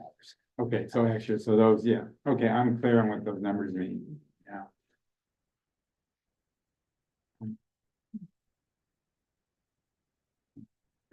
What are we looking for? Yeah. Well, I'm looking for direction on whether or not you want me to move forward with this. Are there things you want removed? Are there things you want added?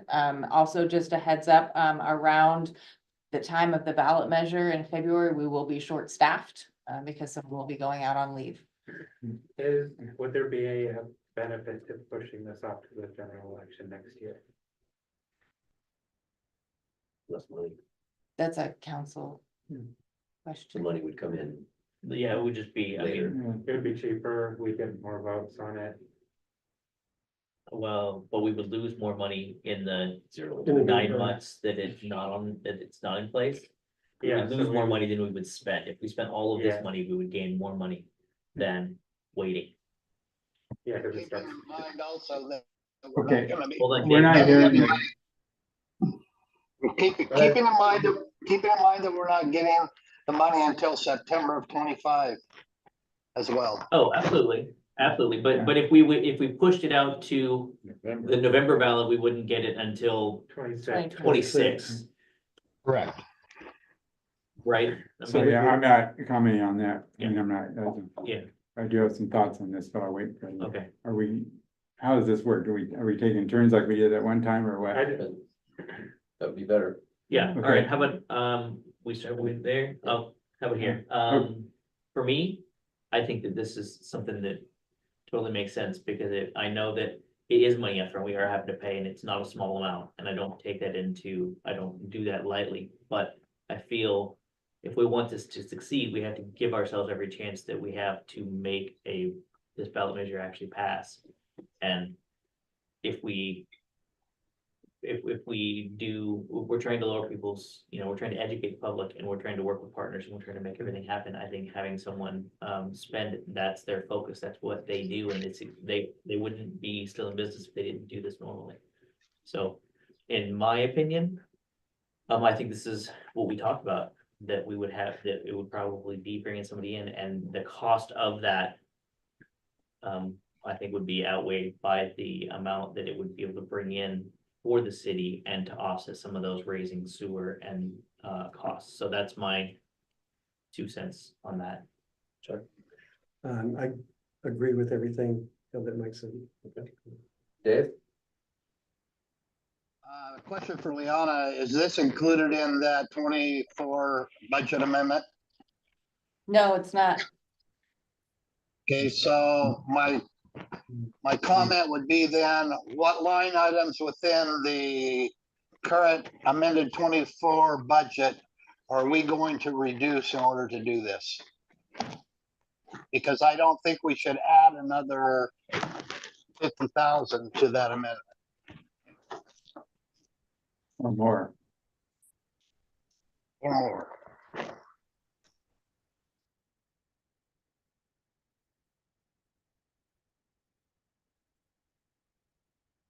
So what's the question again?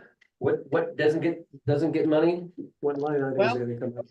The way that we used to budget in the sheriff's office, I don't know if they do it now, but if somebody came and said, hey, I want to buy this, and we would say, well, it's not in the budget, so where are you going, what line item are you going to reduce elsewhere in the budget so that you can get that? That's what I'm talking about here. If we're talking $50,000 to do this, and it's not in the 24 amended budget, what line item within the 24 amended budget are we willing to reduce by $50,000 so that we still don't have to come up with an additional money to do this? You still have an Why ARPA is funds this? Can't use ARPA funds for this. for sewer? This is communications. This, do we Right. have the, is Are we that, taking turns yeah. here or what? Well, How does we this were- work? Yeah, So- go ahead, Dave. so- Well, but No. Dave has yeah, a go ahead, question. yeah, Dave. Yeah, and I Yeah, wasn't council, trying to I guess, stop where do it. you want to take it from? Yeah, but I meant, in other words, were we answering his question specifically, or is that what we're discussing? or Yeah, we're I'm trying discussing? to. Yeah, Yeah, we okay, I were get talking about it. just this I'm, question. I think I'm happy to wait till his question's answered. I get, yeah, Do we, I guess the overall finances of the city is that do we have to take $50,000 out of another line item to pay this bill as it comes up? Is there, like, it's general fund, is there money available for paying this without adjusting In the general fund. something else so that we can get this done? That's my question. I know we always have a certain amount that is carryover and you have a there's. slush you fund know, somewhere. Is what you're saying. this money that we have to cut to do this or not? Another way to interpret Dave's question is, you only spend money once. If you spend this, you're not gonna spend it on something else to it. So that's another way to look at it. So, the opportunity cost, what are we denying ourselves by spending it on this that could be spent on something else? I mean, So, feel like it- yeah, But this is cut and dry as that question is coming across. Like, Well- this is something, because staff can't do this. This is Yeah, so something maybe needs that to was get done. rhetorical and in making his point too. So, I'll take it that it's my Go turn. ahead, yeah. Okay, I'm opposed to this. And the reason why is because I don't think it's gonna fly and it could hurt us in getting the 3/10 of the 1% passed, because I think that this public relations firm from California that we'd be hiring is gonna become a public relations problem on this issue. And I'm afraid that people are gonna look at this and say, oh, you got $7,000 a month, $7,000 there to talk to me and to try to sell me on a ballot measure. That's how this is gonna be viewed, and I think it's gonna be, boy, we must really be flush with money. In other words, I'm just saying, I don't think it would go over with people. It doesn't look, here we're being real austere with the sewer stuff and trying to find every little dime.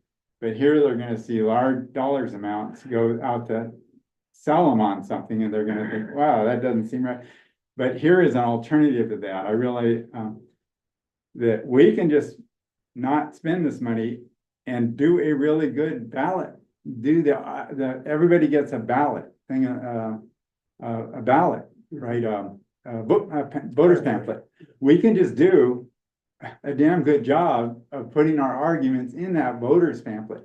Now, the sheriff recently asked for the 0.3% for some stuff before the council yesterday, before the commissioners, and that is gonna be on the November ballot. But I doubt they're gonna go spend this, so why not just make the case the best we can? Even the voters pamphlet, different people, you can actually buy additional arguments in that if you want, so you can have 3 pages of arguments in there.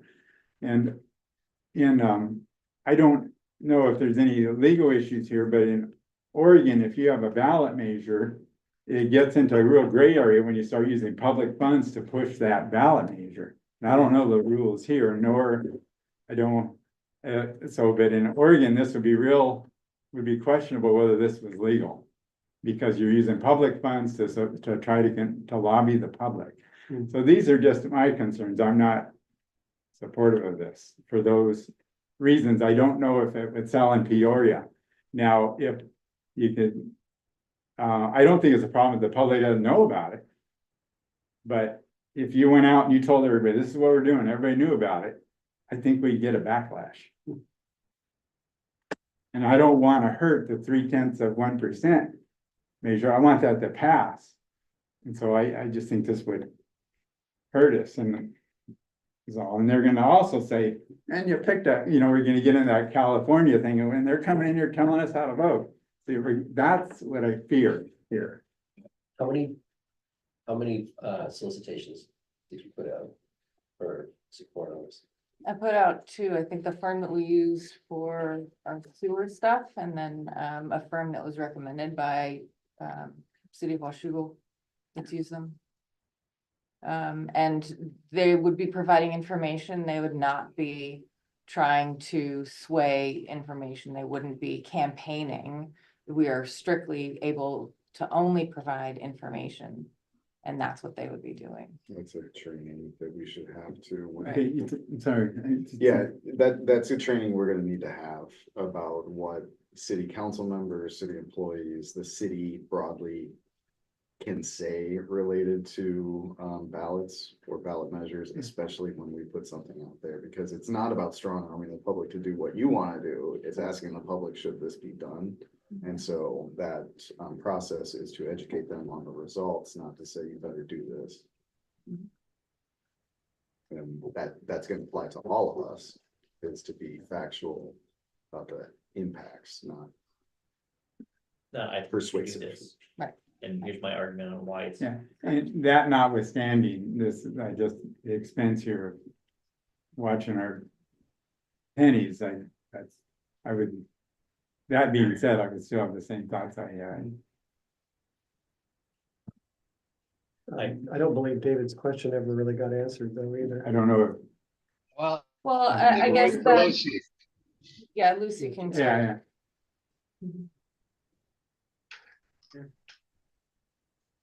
I would like to think longer.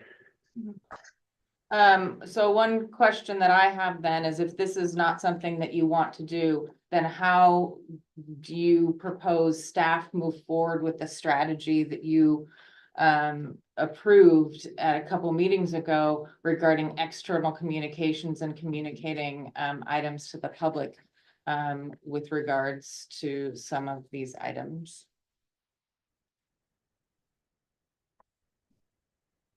Could we just give the best arguments we could in the voters pamphlet and let the chips fall where they may? I don't think you're setting up for success in that. But- That's the tack that we took for the affordable housing tax measure and it failed. Yeah, so really this, and that's why it's a gray area when it gets into, are you trying to sell something or give information? Well, it's educating the public on why, on the benefits Yeah, of I see. what would be happening. And without getting that education, then they open up voter pamphlet, or they don't read the voter pamphlet all the way, and they say, well, I'm not voting for more taxes. And there's only And they one don't. voters pamphlet. Right, they don't, and It doesn't show up in your mail. It show Right. up in your mail. It show up in your mail. Right. So that, anyway, I think it's an education campaign that we said we wanted to do. With Yeah. the businesses that were here and the community members that came in, we were like, we need to find a way to let everyone know why this would benefit the community and the ways that it would. And so just doing a ballot measure and not doing any other campaign would, I don't see that. I mean, I'm not saying it couldn't pass. I'm not gonna say it's 100% no, but I think that if we don't educate people on what it is, then we're setting ourselves up to not succeed. I'm just curious. That's my opinion. And I know somebody said, back to Dave's question. So all I'll say is, part of when I read this, I was curious when the sheriff put for a different thing, but the same dollar amount, I mean, the same percentage, would be countywide for their issue of what they wanted to pay extra for. It just made me wonder, well, what are they doing here? And I mean, are they going out and doing this similar thing here, or how are they getting their message out? But anyway, and, so, and also one of the things I worry about is, well, I mean, let's say we lose, this is done, we could lose this money, plus we could lose what we put on the ballot measure and not have it pass. So there is risk, and you could say, well, this helps minimize the risk, but it just, anyway, you know, my thoughts, but also I'm wondering if by the time we get to the concerns I have about this anyway, that I approved, I know, I voted for putting it on the ballot in February, but people are gonna get the fact that the sheriff, they had the rate went up with them, and then we're getting hit again. Just, and then if this blew up like, oh God, they're spending all this money on this California firm. I just worry about the negativity. Okay. Anyway, I'm done. What information would you like to see? Get off another month or till another cycle? Well, I would assume we would have more options, unless there are other firms. I'll see if I can get someone to respond. But You're looking for what? I'll see if I can get some other firms to respond. yeah, I'm wondering if, in addition to other firms, if there may be other arrangements that might be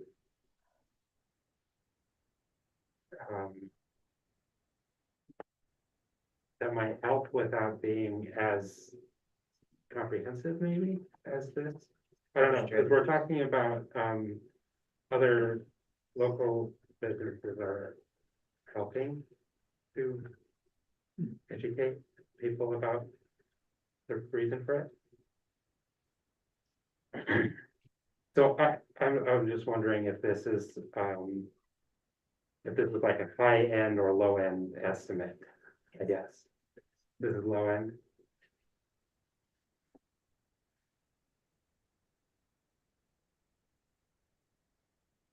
Mr. Mayor. Go ahead, Dave.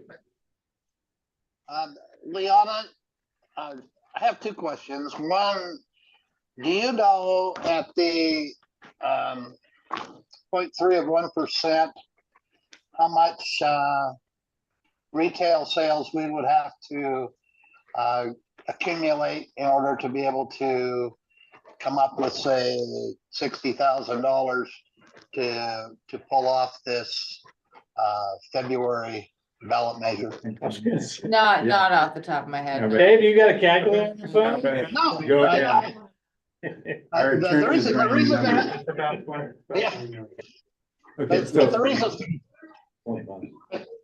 reason I'm asking is because maybe we're kicking ourselves in the foot here by saying we need to spend out all this money when the people are gonna look at us and go, well, how much money is having to be spent in order for you to be able to do this process? And the second comment is the can the Chamber of Commerce in our contract with them or with the SBA, can we involve them in doing any of the publicity for this? They can At a lower disseminate information that we provide them, but they will not be doing the marketing Contracted. for us. So they won't create the material. And can I say something real quick? Dave, we were saying we're estimating $270,000 for the year is the revenue this would bring in. So this is essentially 3 months worth or a little less than 3 months worth of sales tax that would offset this. but Okay. but in answer to your specific question of how much, you had the answer to him. Yeah, 60,000 is 0.3% of 20 million. So 60,000 in sales. Okay, 60,000. to pay, let's say to cover 60,000, how much in sales would there have to be? I don't think the math on that's correct. No, it's not the way you're gonna do it. Yeah. If you're gonna generate $230,000, you're gonna have to pull 60,000 out of that, because that's what it costs you to generate that 230, and then you do the math, it's only. X, I mean, you divide 230 by 12, and you get a monthly fee that You you gotta pay divide to it. collect. It's like, it was like. Okay, Take I 3 won't- months to collect it back. Okay, that's Looking right, at my government. comment. Yeah, but I thought it was a valid comment. Liana is going to shake the bushes again. Because as I recall, you have been broadcasting out looking for help on this. And this is not something that you can expect staff to take on. So gotta figure something out or just cross our fingers. All right, moving along. So do you have memo on this, Carolyn? There's no memo. No memo. Yeah, it's just the interlocal agreement, with the PUD. To do, to provide some diesel mechanic, services. We have a couple pieces of equipment that, would benefit from regular maintenance from our diesel mechanic, and we've had a trouble finding someone qualified locally, so. PUD said they do it first. I move to approve the interlocal agreement with the Public Utility District in Milwaukee, Skinny, and Kathy after. Second. First, second, any discussion? All in favor, say aye. Wait a minute. You do quick, Scott. Discussion. Go ahead, Dave. The problem that I've got with this contract is they are putting us on the hook for paying prevailing wage, benefits, all of the retirement, everything else. And I would rather see a set wage of labor, a labor rate, plus materials as opposed to the way they've got it right now. Because if their union contract decides to switch and their hourly rates go up, or they change their benefits or something else, then we're gonna be on the hook for that as well. I would rather have the contract locked in at an hourly rate. The mechanics are staff of the PUD. It wouldn't be That's right. using, did I misunderstand? you look at the contract that you have attached, and it talks about. I do. It's, Yeah. Go so- ahead. it is I- time and material. I mean, that's what He it's wants it. verified cost of labor, He's equipment, material. saying, for example, Right. X amount of dollars per hour and so all that. Actual, he doesn't want, why wouldn't we pay actuals? I'm not saying you're not paying actual, but I wanna see a labor amount rather than leaving it up to them to determine what the hourly rate, what the benefits are, those kinds of things. If they want to contract with us, or we want to contract with them to do a job, then we need to know what their rate is. You take your truck to a shop, they're gonna give you a labor rate of $100. Yeah, plus materials. That's the information I want. I don't want to be stuck with them coming in with a contract with their union and they're upping their everything, and now they're saying, well, now it's gonna cost you this additional amount because we've increased our rates.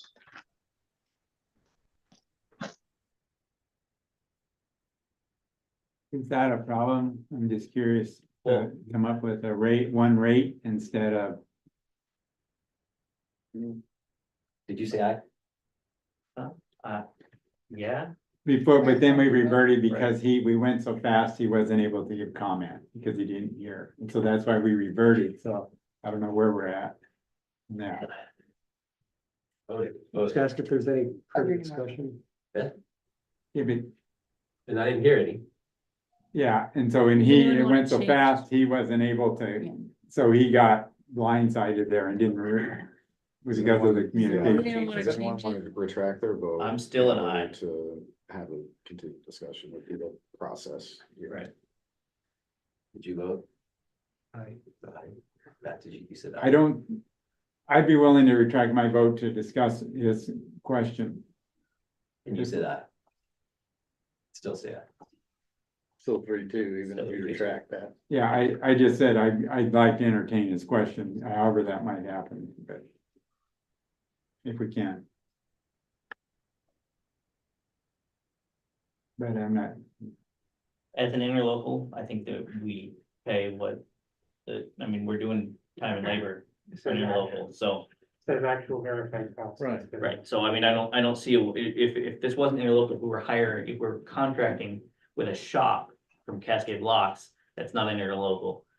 What, this is interlocal and we're paying cost and labor for the services we're asking them to provide, so I already vote aye. And And then three ayes and a withdrawal. Would you like to change your? no, vote? I'm not withdrawing, I'm just trying to say that was an option. Right.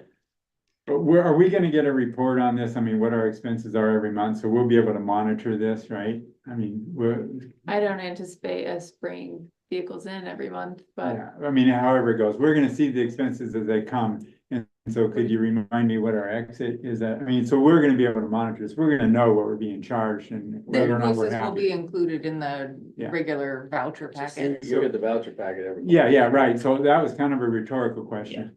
Because I was saying, so I'll keep my vote aye. Given that, Dave?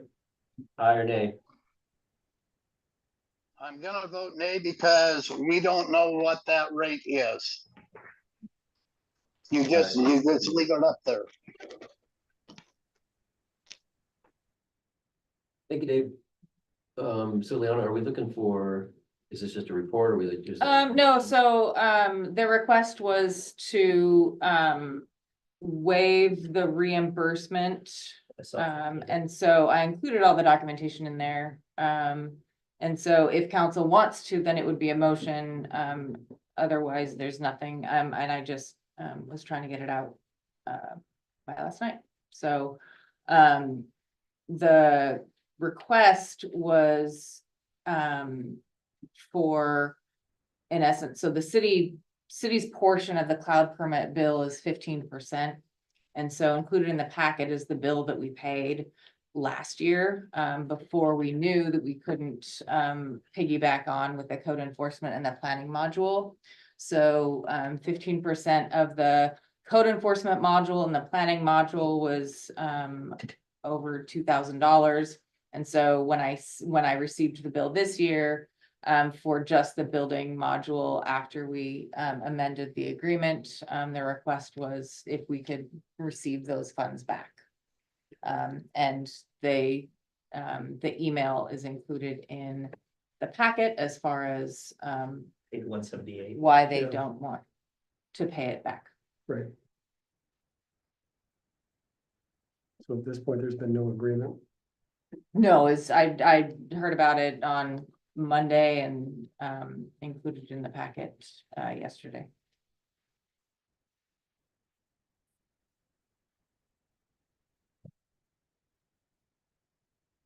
So the question is, do we want to do what Pursue. David's asking, which would be basically to not ask for the money back? Right. And I Because think they in already the- spent money on training Yeah, and right, labor right. and expense, and then he lays it all out. Right, and in the interlocal agreement, it stated that any amounts previously paid to the city or paid by the city to the county would be refunded to the city. Gotcha. So given the fact that he's basically asking us to forgive that or not give us that money back because of expenses that he supposedly incurred in implementing all the things on his part. If we don't consider that to be a valid argument, the only recourse at this point is for them to sue us. Right? For us to see them for the money. Oh, for us to get the money back. I'm Yeah, sorry. if they didn't. For us, I'm sorry, for us Well, to and, sue. and the county hasn't signed the other agreement either. So the amendment is approved by the city, but it's not. And the total dollar amount here, as I look for it in the packet, was, $2,800. say again? Is it $2,800? $2,800, yeah. $2,800. Mhm.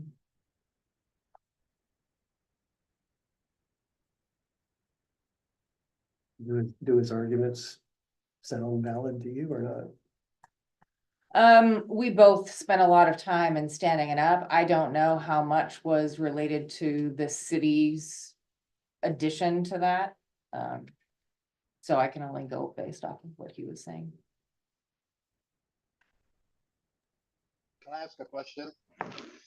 Go for it. Liana,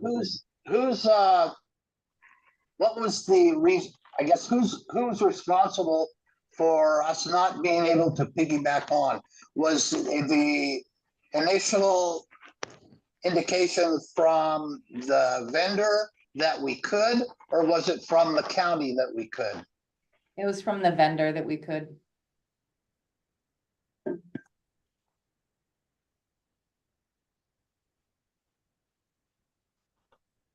Well, to me, it sounds like the vendor owes us some money. So we didn't have a contract with the vendor, we had a contract with the county So the county would have to go out. County got the representation. for the initial one. We now have a contract with the vendor for the modules that we need. Can we request the county to get reimbursement from the vendor for that amount of money in a letter? Well, the county had to reimburse and then pay us, Won't pay us. because the county, we didn't pay the vendors directly, we paid the county. Yeah. So the county would need reimbursement from the vendor, and then the county, that money would have to come to us. So if they don't get reimbursed, if they're not looking to get reimbursed from the vendor, then that's not, Then from his, it doesn't we come need to back. we need to put pressure on the county to get that reimbursement so we can get our money back.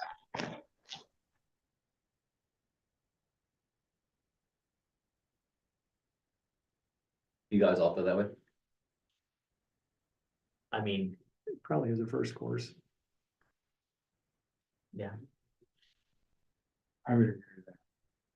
Gonna burn more than that, triple. You think so? Okay. Yep. Okay, so. If you wanna push Dave Oh, Waymeyer to start making phone calls to get reimbursement, it's not gonna happen. Yeah.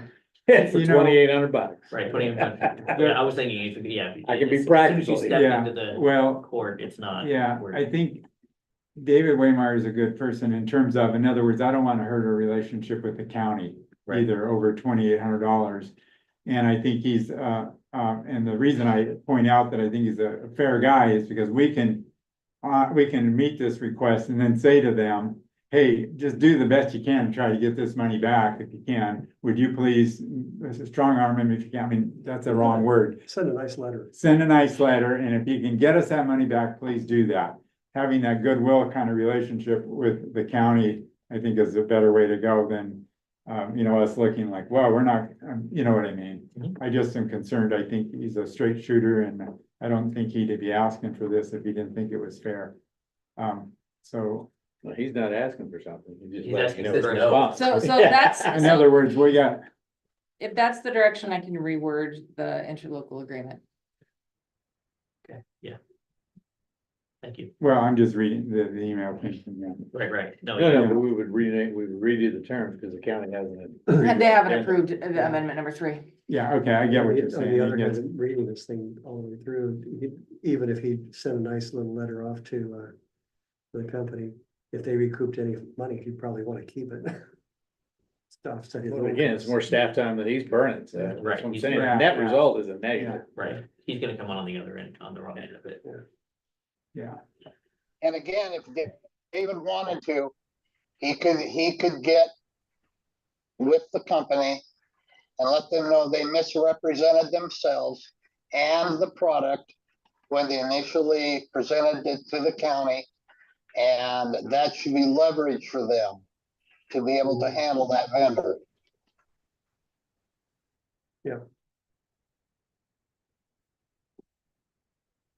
All right, We'll get informational items. yep, and included in your packet. Ben? Updates. Start with Lasher Street. Things are moving forward on Lasher Street. We're interviewing engineers to do the design tomorrow and Saturday.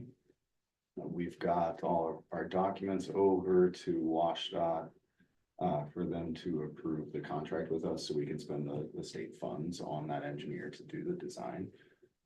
On Friday, we will be submitting 2 separate grant proposals to TIB to help fill the gap between what we got from the state and what the total project amount estimate is. Those are competing grant proposals. They're not additive, so they would either grant us one or the other for that.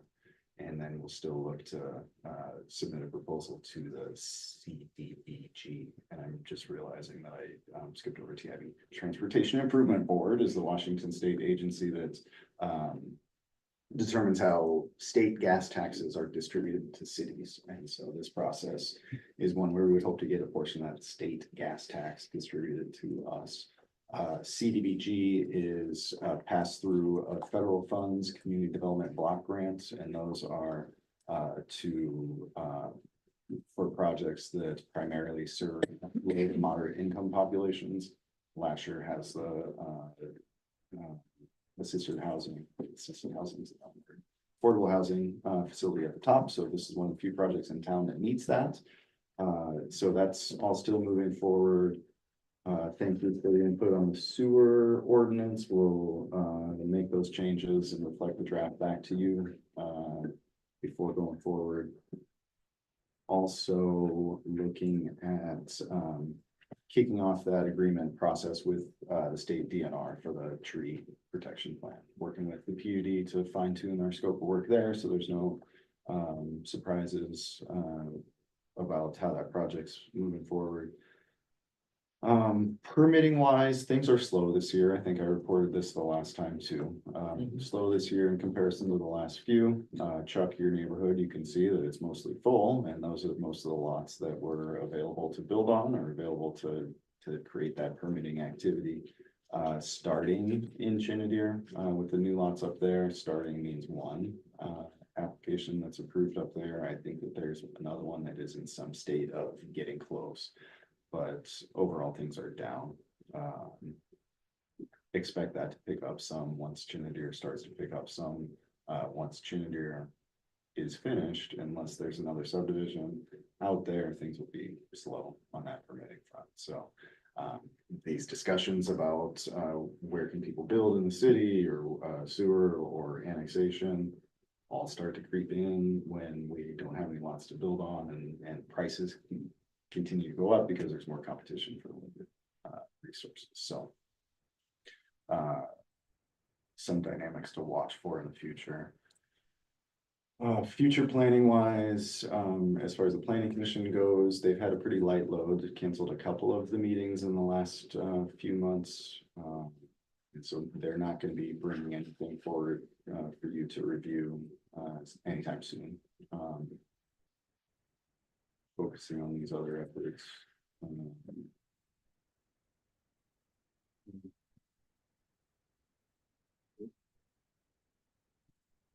Yeah, I haven't seen what. There may, yeah, I guess. One thing that you might expect, whenever any application comes in, we have a standard review process that says this type of application goes to this adjudicative body to review it, depends on the application. For any of those adjudicated bodies, meaning you, the planning commission, the board of adjustment, you have the option to divert it to a hearing examiner instead of those citizen bodies like yourself. And the hearing examiner is a trained land use attorney that reviews the facts of the case and renders a decision on that. And so there's one that might come in that will ask you whether you want to divert that to the hearing examiner instead of the adjudicated body it would go to otherwise. So we'll explain that if that does come in, something to expect. A question, Ben, in regards to the Lasher Street project, did, I don't know if you made note or remembered an email from a citizen, a D, and I forgot their name, but they were talking about they live on Lasher, and they were talking about Put the raised crosswalks. the raised crosswalks, and I know we're in the design stage. And so I don't know if that's something that they would look at and see if that fits in there or not. It's something that we can look at. Thinking it through for that intersection, that site, I think it's probably a poor application for that site. And so what I want to be able to work through with the D and you as we think about that for future areas is not to just say the city's not for it here if it doesn't happen, that it could be an application that happens elsewhere. The problem at this site that I see is you're coming down a hill and then there's a raise and then there's a bump and then creates some problems that you might want to avoid at that location. The application could be great in other places and to evaluate it. Yeah, and just something and I'm sure that the design people will be considering the fact, and I don't remember how much widened that narrower street coming down the hill is gonna get. But it might get used more than people going the other way once it's done. And people might have a tendency to go faster and stuff like that. But I think traffic calming issues were something that was going to be looked at anyway in the design phase. So I don't, but you know, we might not have a speeding problem now, but we don't want to create one either. Oh, don't ride like Mary. Go at speed coming down. That's why I said. Yeah. Meetings Makes sense after though, yeah. meetings.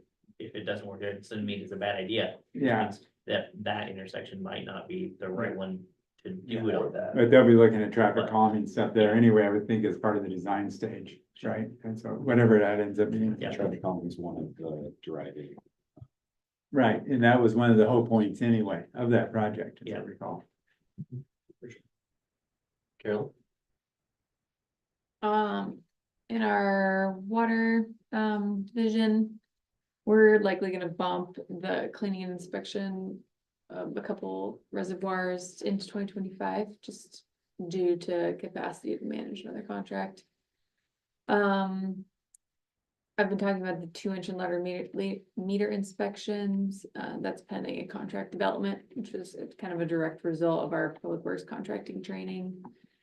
Kind of a fun story. We had to switch to the well over the weekend because a snake climbed into the panel at the Rock Creek intake and shorted out one of the.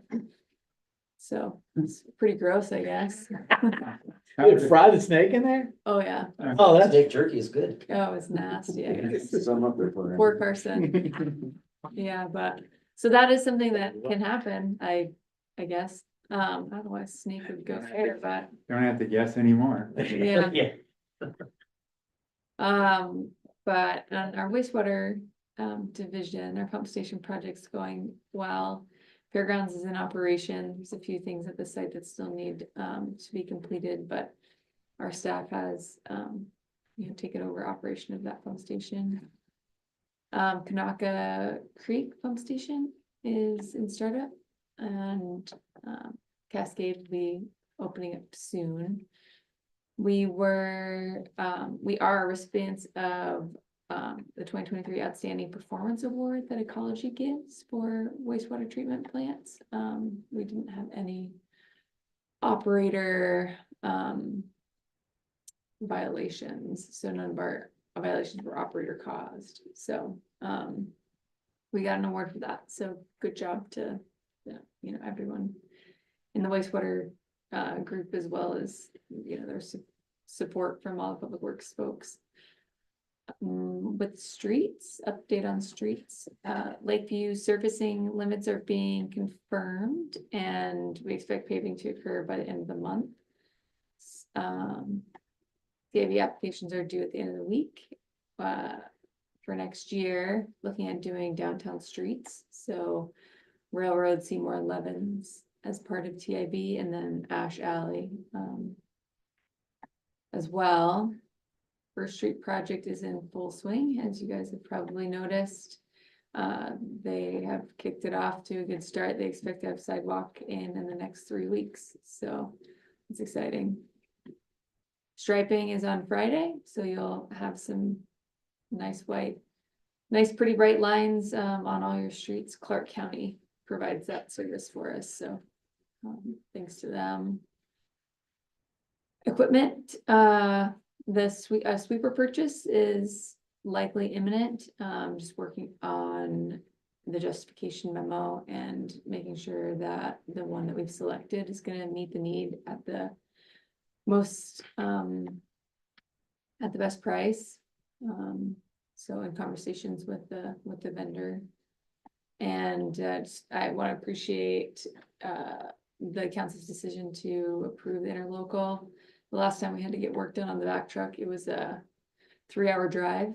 So 2 staff drove it 3 hours, dropped it off, came back in 1 car, and then to get it, same thing. So very appreciative that the PUD is willing to work on our vehicles for us. They have the expertise in-house to do that, and it will save us some money. But nothing to report in parks. Staff, our newest wastewater treatment plant operator, passed their wastewater test, so congratulations to Cody. And in other news, I know one of the strategic priorities is really networking, building relationships with other entities. And just before 4th of July, the port came up against a bit of an issue with one of their sewer lines. They couldn't get anyone to come out to jet it, so we were able to do that for them, and we will be billing them for the time and equipment costs, but we were helpful. So good job, Public Works Group. And then just again, like those building those relationships, the county's been, road department's been really great with resurfacing this year, as well as helping me prep for next year pricing and discussions on the streets that we have identified for next year's resurfacing. That's all I have. Any questions? Yeah, I have a question. I know you're gonna be doing Mr. Prosser's road.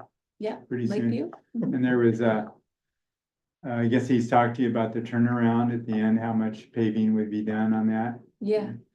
And I went and looked at it, and it makes sense that, I mean, I couldn't understand are you gonna be adding on to the paving? I mean, one of the concerns that he had, and I don't know if it got resolved, was that trucks couldn't turn around if the paving part for that circle weren't enlarged a little bit.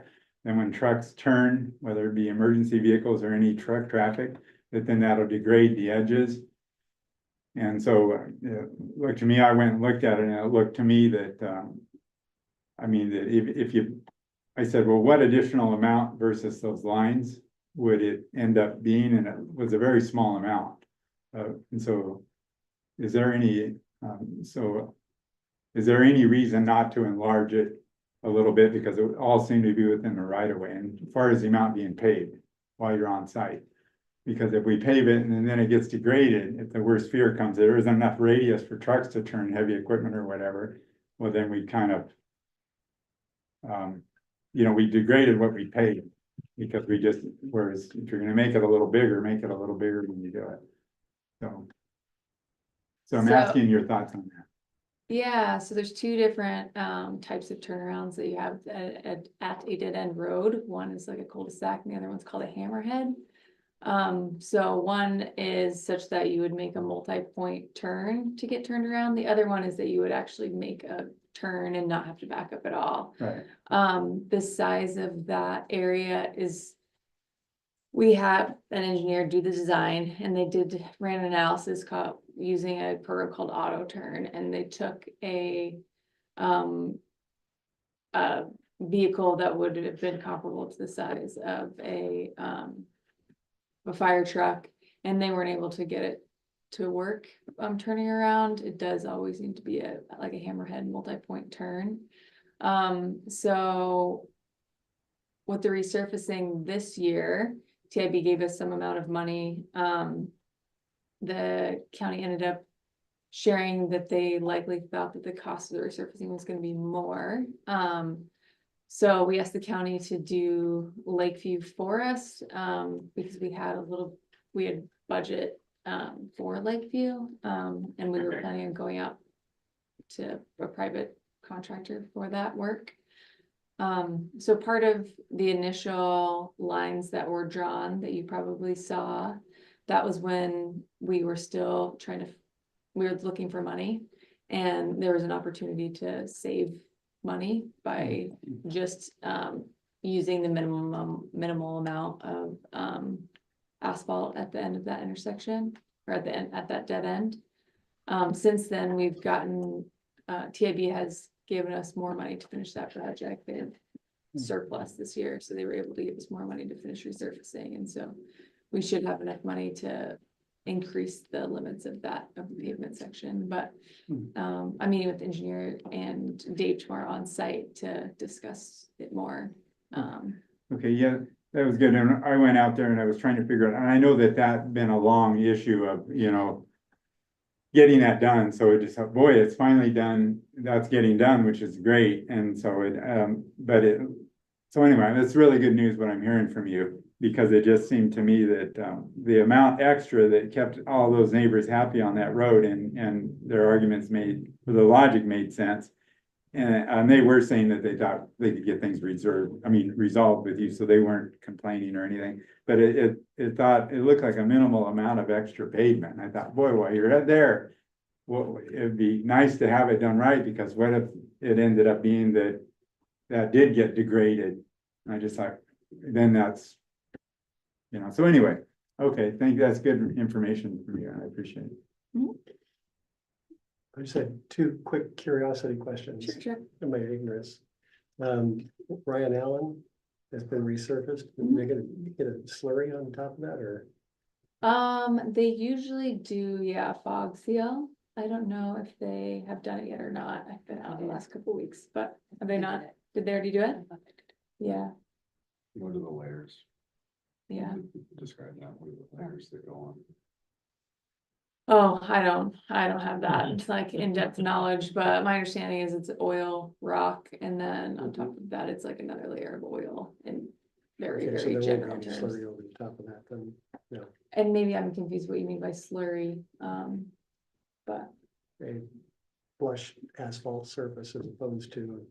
Chip seal. no, it's a chip seal. It's not Yeah. getting any more asphalt. Okay, that's just curiosity question on my part. Yeah. Does the city ever contract with individuals that if they're running down the street and they want to do like an access or a driveway or anything like that, allow them to participate in that process to pay for it, obviously?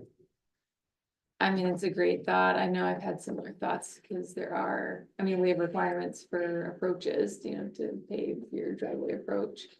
And it's not something that we've explored yet, like with the county, but I've definitely been trying to think about like, okay, how can I do that? Because once the house is in and their gravel driveway's in and it butts right up to the road, like opportunity is not so much there anymore to have them meet their requirements. So I have been trying to figure out like what kind of small paving contractors would want to take on, like, you know, a number of streets, but maybe it is something that the county would be able to, you know, do for us.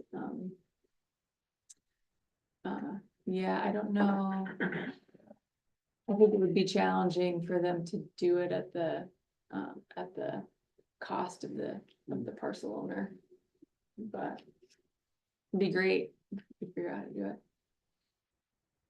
Maybe there's a fee, like, or just a flat rate, like, we'll do for your, you know, do for your approach for this amount, but who knows when you pay it. You got another one? Nope. That was, He said two. I know, I heard you. What's your other Two, one? I'm done. There you go. Yeah. So the planning module was kicked off, for cloud permit, so they're working on getting that up and running. Again, as I mentioned earlier, the 2025 budget process was started. Department heads were given worksheets today. And so they'll be back by the end of the month, so that council can have at least a preliminary budget, on September 19th. And then the audit was completed. We had our exit conference on Monday. There was a typo copy paste error. So, in the notifications that went out and in the meeting notice on our website, it said 6 PM. It should have been 1 PM. There was not a quorum of council members. Lucy and Chuck, showed up. The meeting was recorded, so it's on the website. But typo. That's it. Thank you, Lana. Entertain a motion to approve the vouchers. Oh, sorry, there are no vouchers. Just kidding. Forgot to remove that. Motion. Yeah, please don't. I was gonna vote no, and no. Go ahead. Don't Anything, pay our bills, but let's go spread some more asphalt for old Mr. Prosser. That was called a joke toward the end of the meeting, a little bit of levity. all right, so any reports from council members for the greater good? Right, any issues to be added to the next agenda?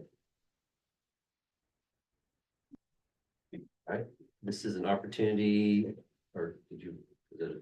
It looks like there's a lot already. All right. We'll have additional public comment opportunity for something that we talked about at the meeting. I'll say something really quick, and I know you guys have been there a long time. I think this discussion on how we educate the public on raising this tax is gonna be really critical.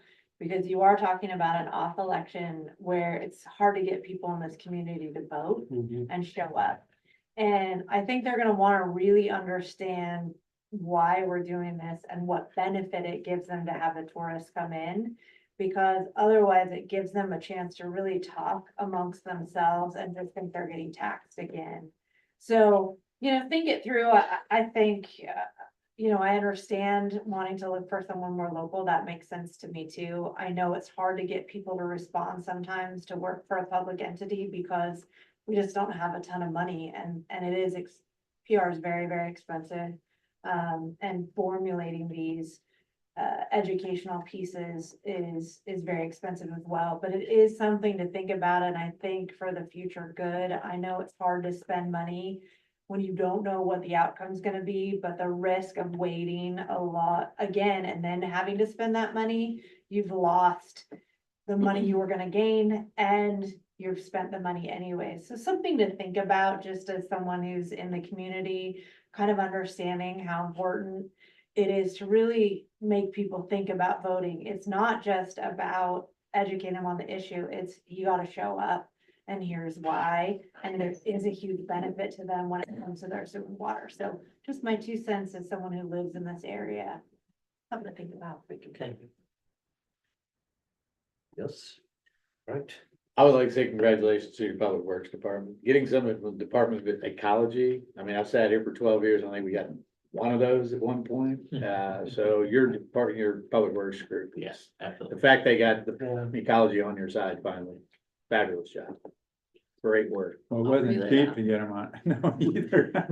Well, but, I mean, no, it wasn't, nothing was, our user, so I mean, that's training, that's paying attention to detail, and those, that's, Having an operator in-house right, that's awesome. largely. Fabulous job.